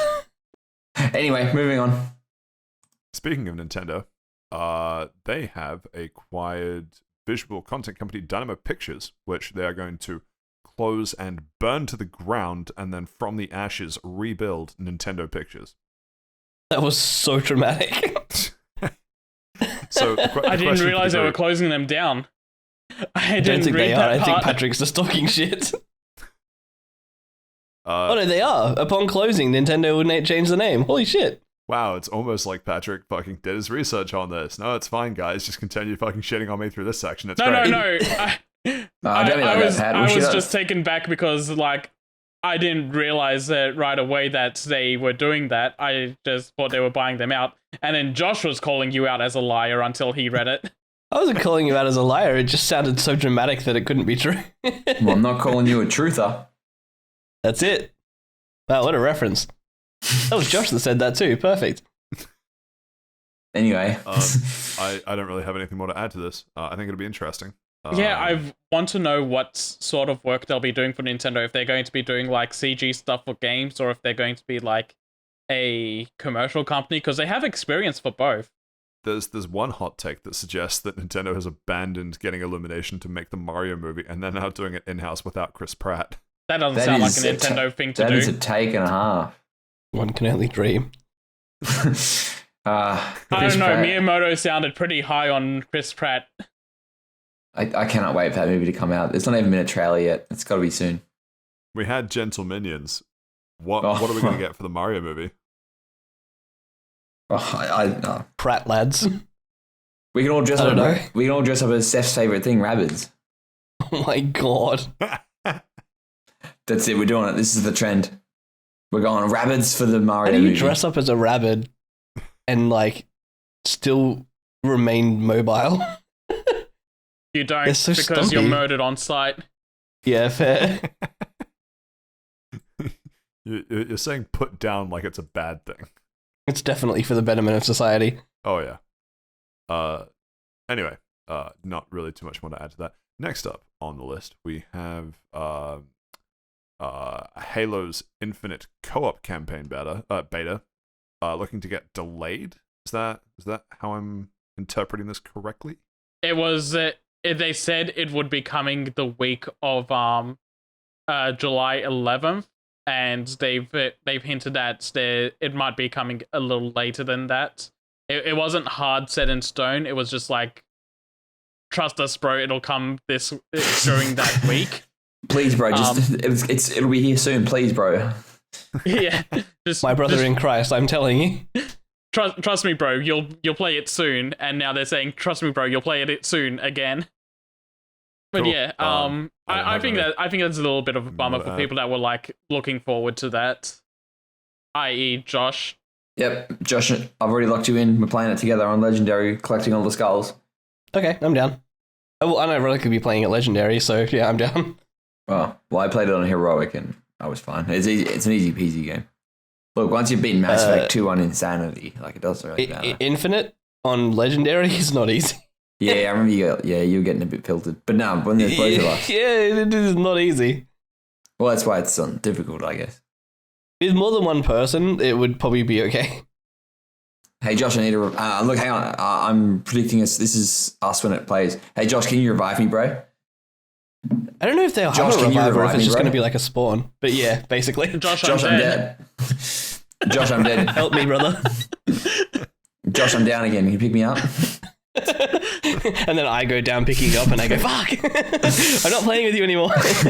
Oh, come on, just one more game, bro. I swear, just one more Please, bro, game. for the achievements. I don't You know. don't understand. I need it. And scratching your arms. Based on what Steve said about co-op games before, it doesn't sound like that you'll be able to meet up in the first place.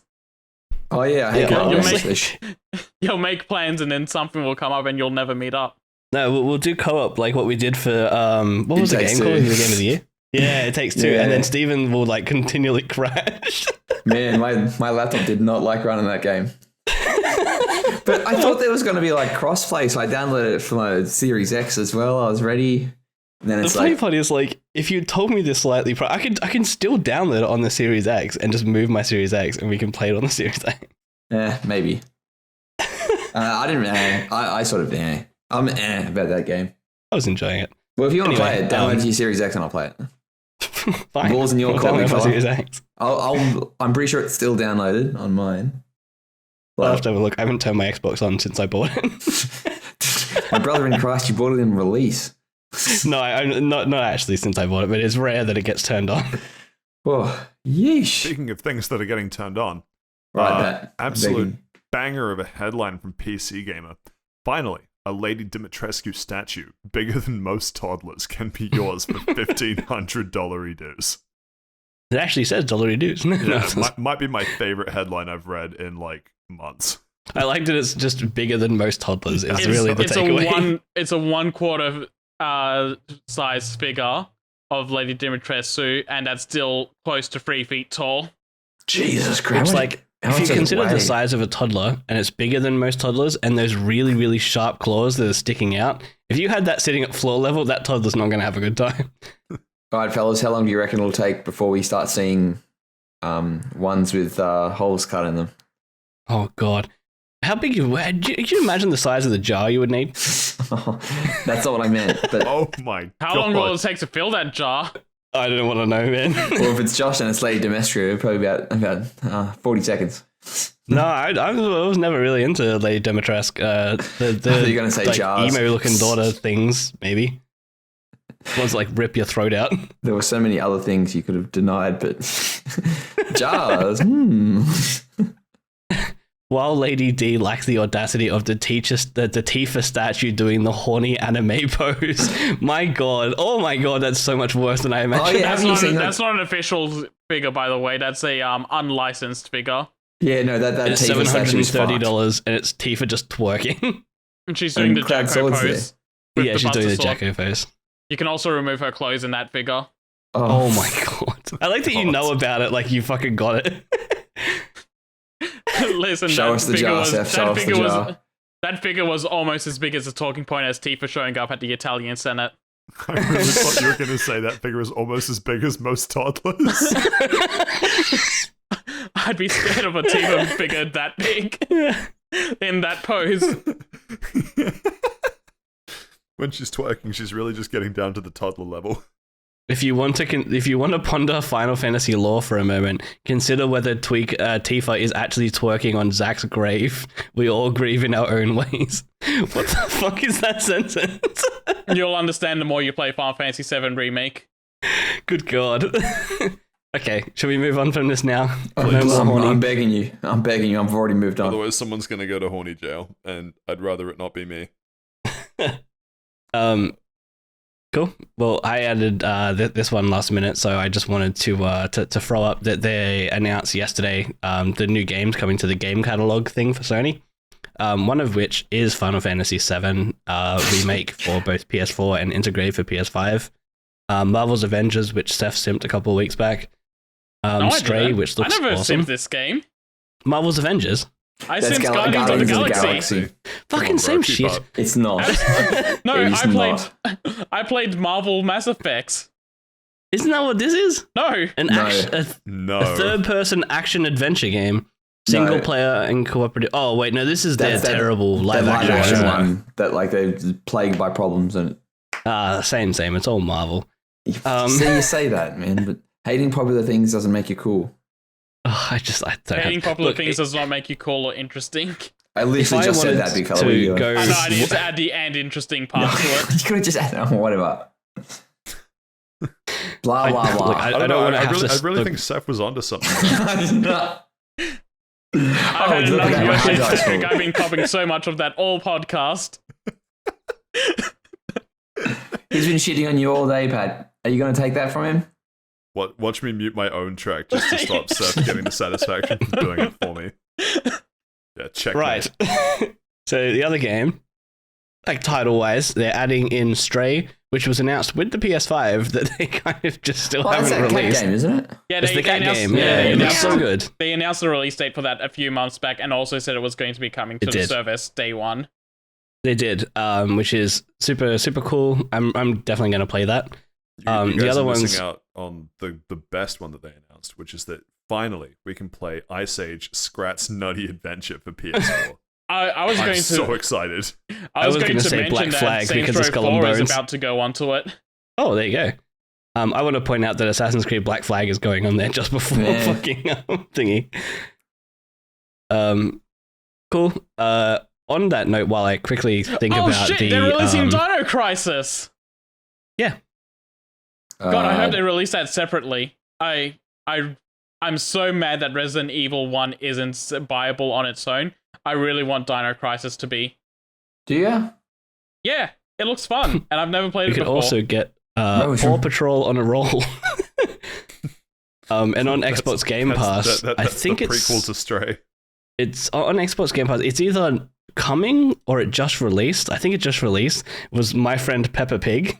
Yep, just released, baby. So you know we're getting Steve, the sound less good happy games about now. that, please. Sorry, what was that? Actually, I fun really fact about that. Steve's energy to just tone down for how excited he sounded for Peppa Pig's friend or whatever the fuck that game Fun was. fact about that. I think when that game came out, the guy that's got like the top leading game score in the world, his like I think 3 millionth achievement point was in Peppa Pig. Amazing. I'm not even going to question that. Fair enough. I remember a lot of people going, these are easy achievements, sign up for it. Yeah, I don't know about that. It kind of trivializes, but then at the same it kind time, of defeats the purpose of your points. Also, Yeah. one last game on this list I want to point out is Soul Calibur Broken Destiny's coming here, which is the Soul Calibur game where they had Kratos in it. I don't So care. I may have to pick that up. Do you? Okay, No, cool. you just Cool. you pull power I sheet liked, big it. color. I liked it. I like the Soul Calibur games. Yeah, so And do I I. did play that one on PSP.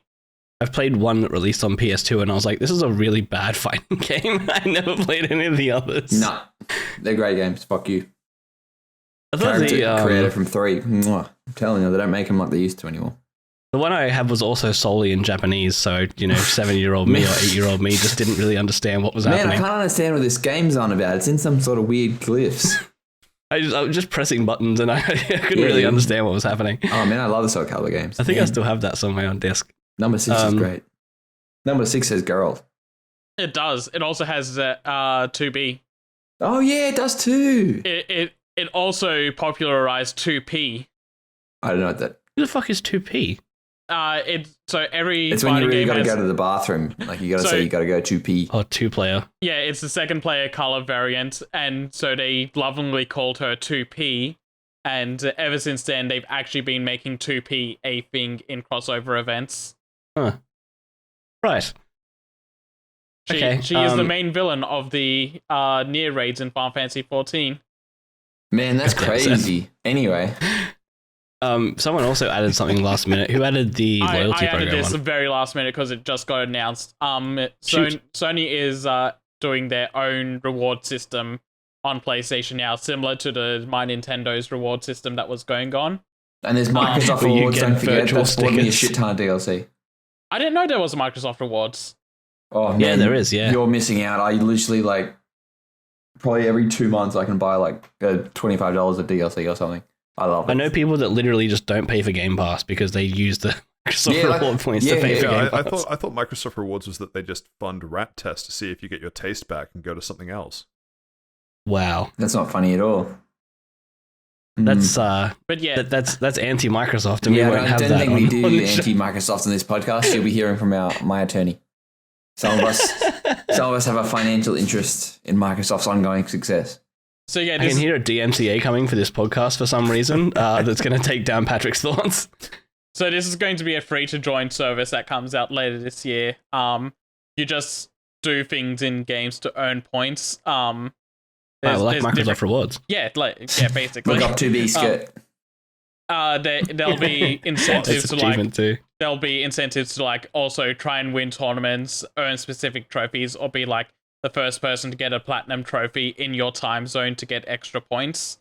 In a quote blockbuster title though, Yeah. so it's $125 you got to pay on release that you might get. And you miss out because you're not connected to the internet or something.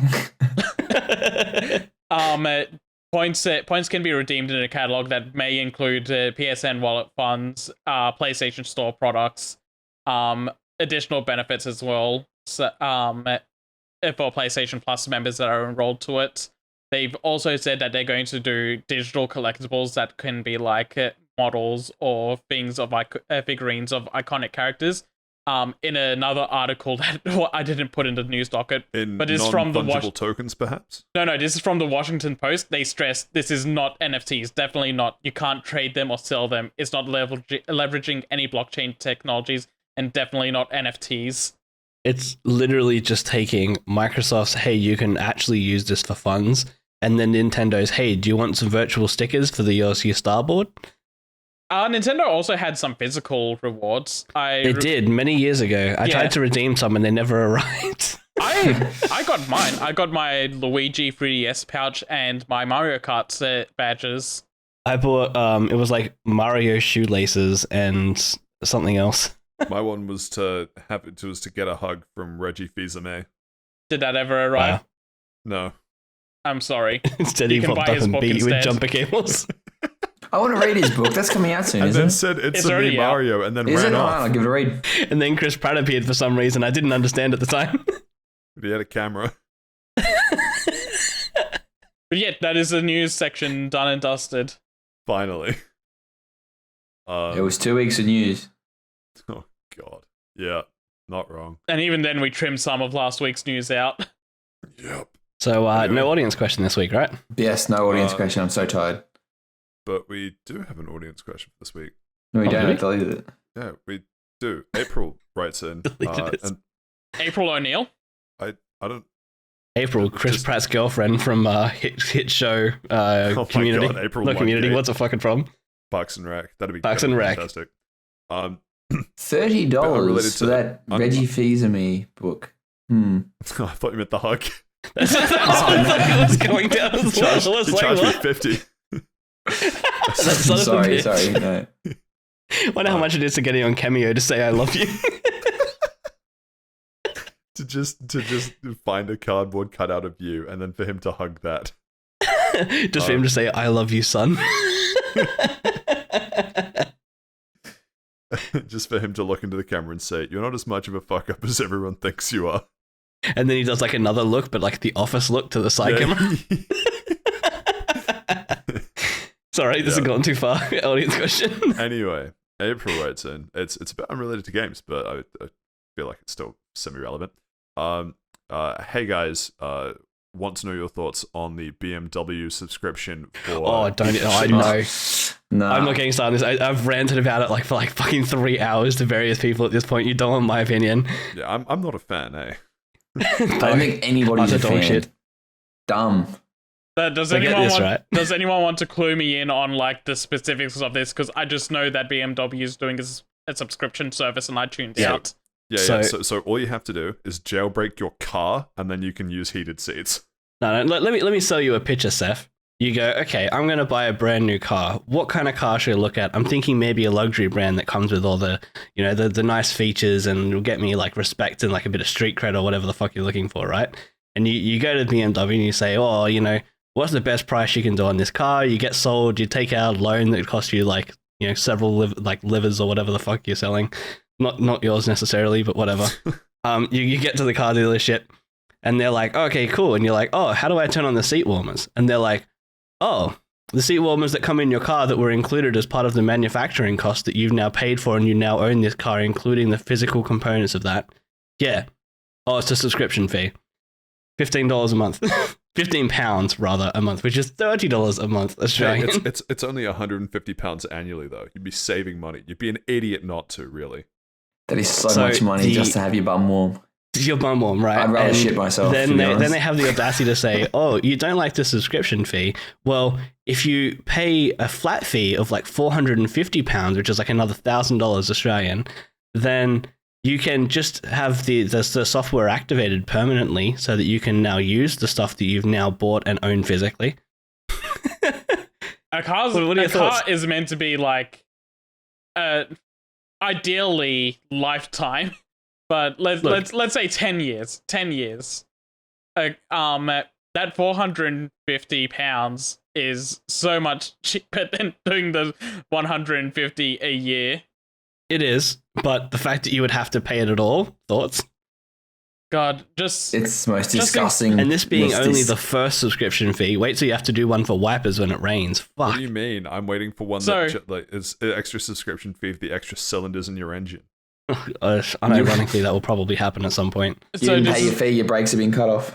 This is literally the thing that people While complain you're about driving. games doing that isn't completely accurate for a lot of games, but it's them like giving you a product, but cutting like it's all there. It's all right there, and it's going no. You already paid like an entry fee, but give us more money for the other things that are included on the disc and in the data.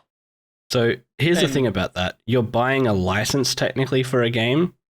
You're not buying a license for a car. Yeah, no, you're actually just buying the car, and it's not like You're they're buying every component that's in there. It's not like they're cutting that price out of the original price either. Like it. So here's the thing. let's They say- say they are, but there's no like they've come out and said this is not included in the cost of the original car. However, it will be included in every car to make manufacturing costs cheaper. Which means if manufacturing costs are cheaper, then they've already factored in the fact that people won't necessarily buy this, which Yeah. means that it's not cheaper overall.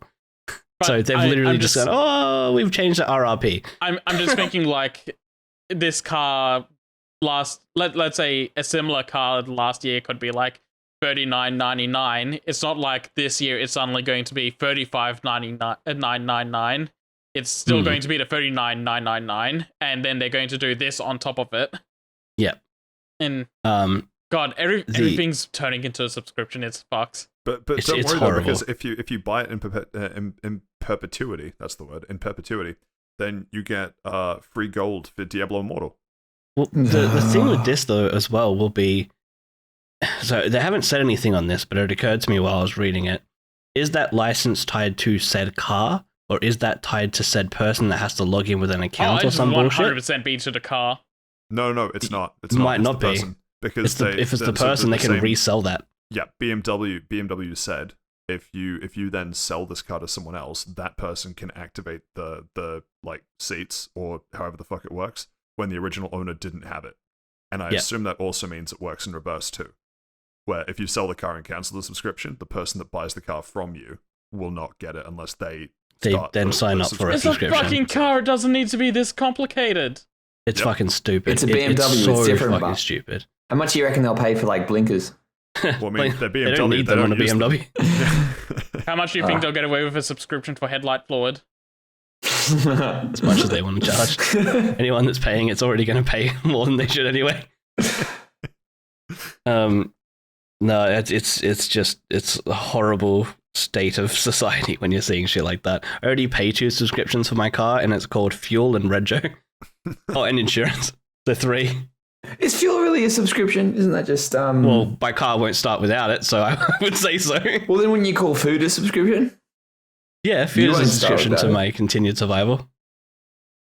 That's what everything is subscription. So Rent you know is how a everything's a subscription. role playing game. Everything is actually Oh, a boy. subscription because my brain's actually subscribed to my nervous system. Because if I don't send it any electrical signals, it just sits there floating around like a brain in a vat. Oh, is that what's been happening for the last half an hour?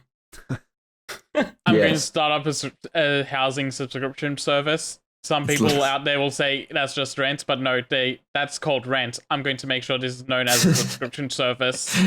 Yeah, so rent exists, and that's called rent. Don't worry though. There's like a free housing subscription tier where it's just ads everywhere. You just live inside an ad. Oh my god, that's fucking horrifying. And yet I would still do it to save the money on rent. Yeah, I definitely do the same You thing. just walk Yeah. around and everywhere is a Raid You just- Shadow you Legend just ad on have- every you- wall. You have to put up with whatever is thrown into your front yard as a banner, even if it's a political campaign for someone you don't agree with. Gives me cheap rent, brother. I'll put whatever you want on my forehead. As long as it's not a hate symbol. Wait a minute. Wait a minute. Oh, no, That's I'm how going to to do for jail. free. Oh no, Adolf Hitler! What are you doing at Stephen's place? No, it's the harem. You're No. supposed to be in Seth's harem. What's going on? I guess to wrap this up, so one thing I think would be funny. Can we get a 0 out of 10 on the BMW subscription fee to use something that you own?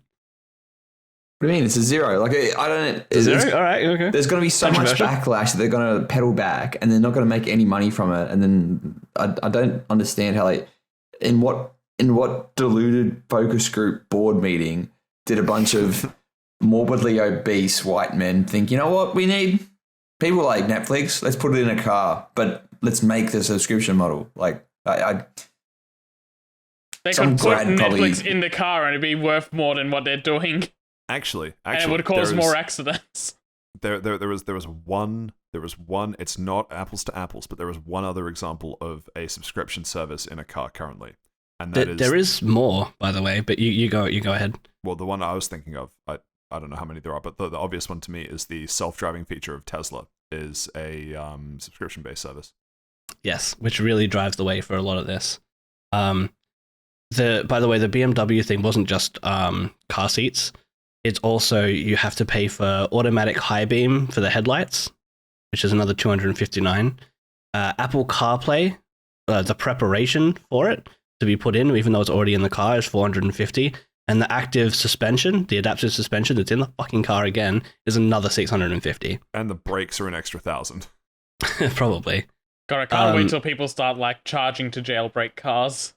Yeah, I know. Right? Mercedes-Benz also has a subscription for their rear-wheel steering. It's like something to do with like the degree of angle that it sits at, and you can pay to increase it to 10 degrees.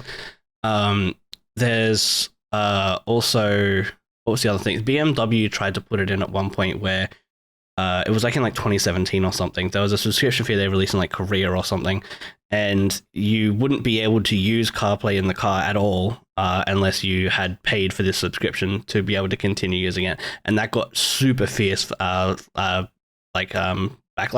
and they took it out eventually.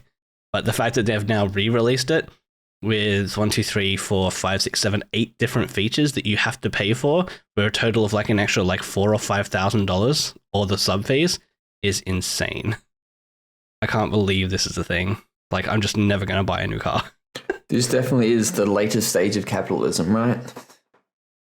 Nope, we're not there yet. All I'm saying is, if Harambe was still alive, he wouldn't have stood for this. I agree. Bring back Harambe. I mean, we can't.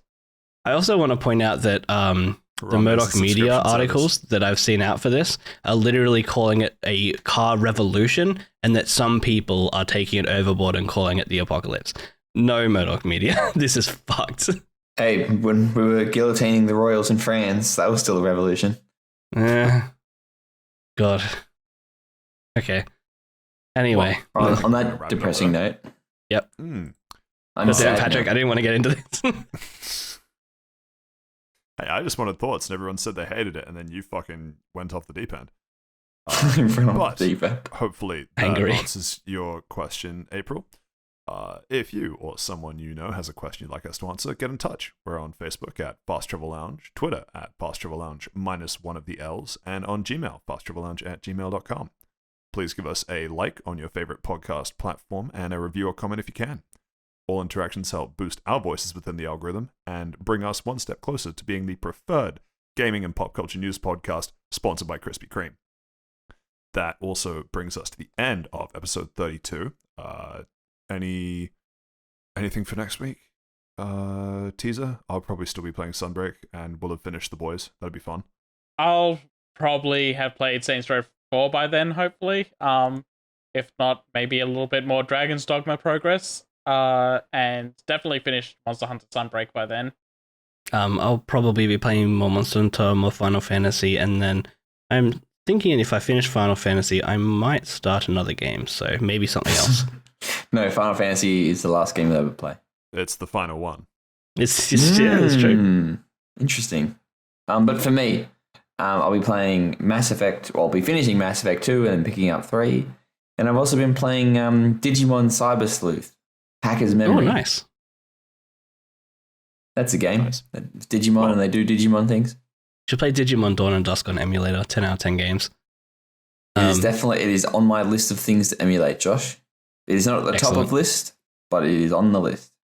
It is on Emulation, your what's list, that? Letting me I hope finish Nintendo the doesn't hear podcast. us. Don't, guess not. That's fine. Today is also World Pandemonium Day.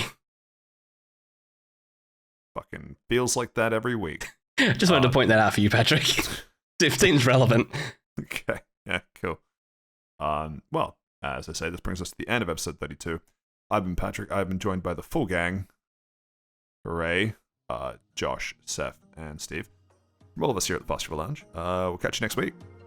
Goodbye. Scooby-Dooby-Doo. Happy birthday, new financial year. 2022, 2023 is going to be our new year.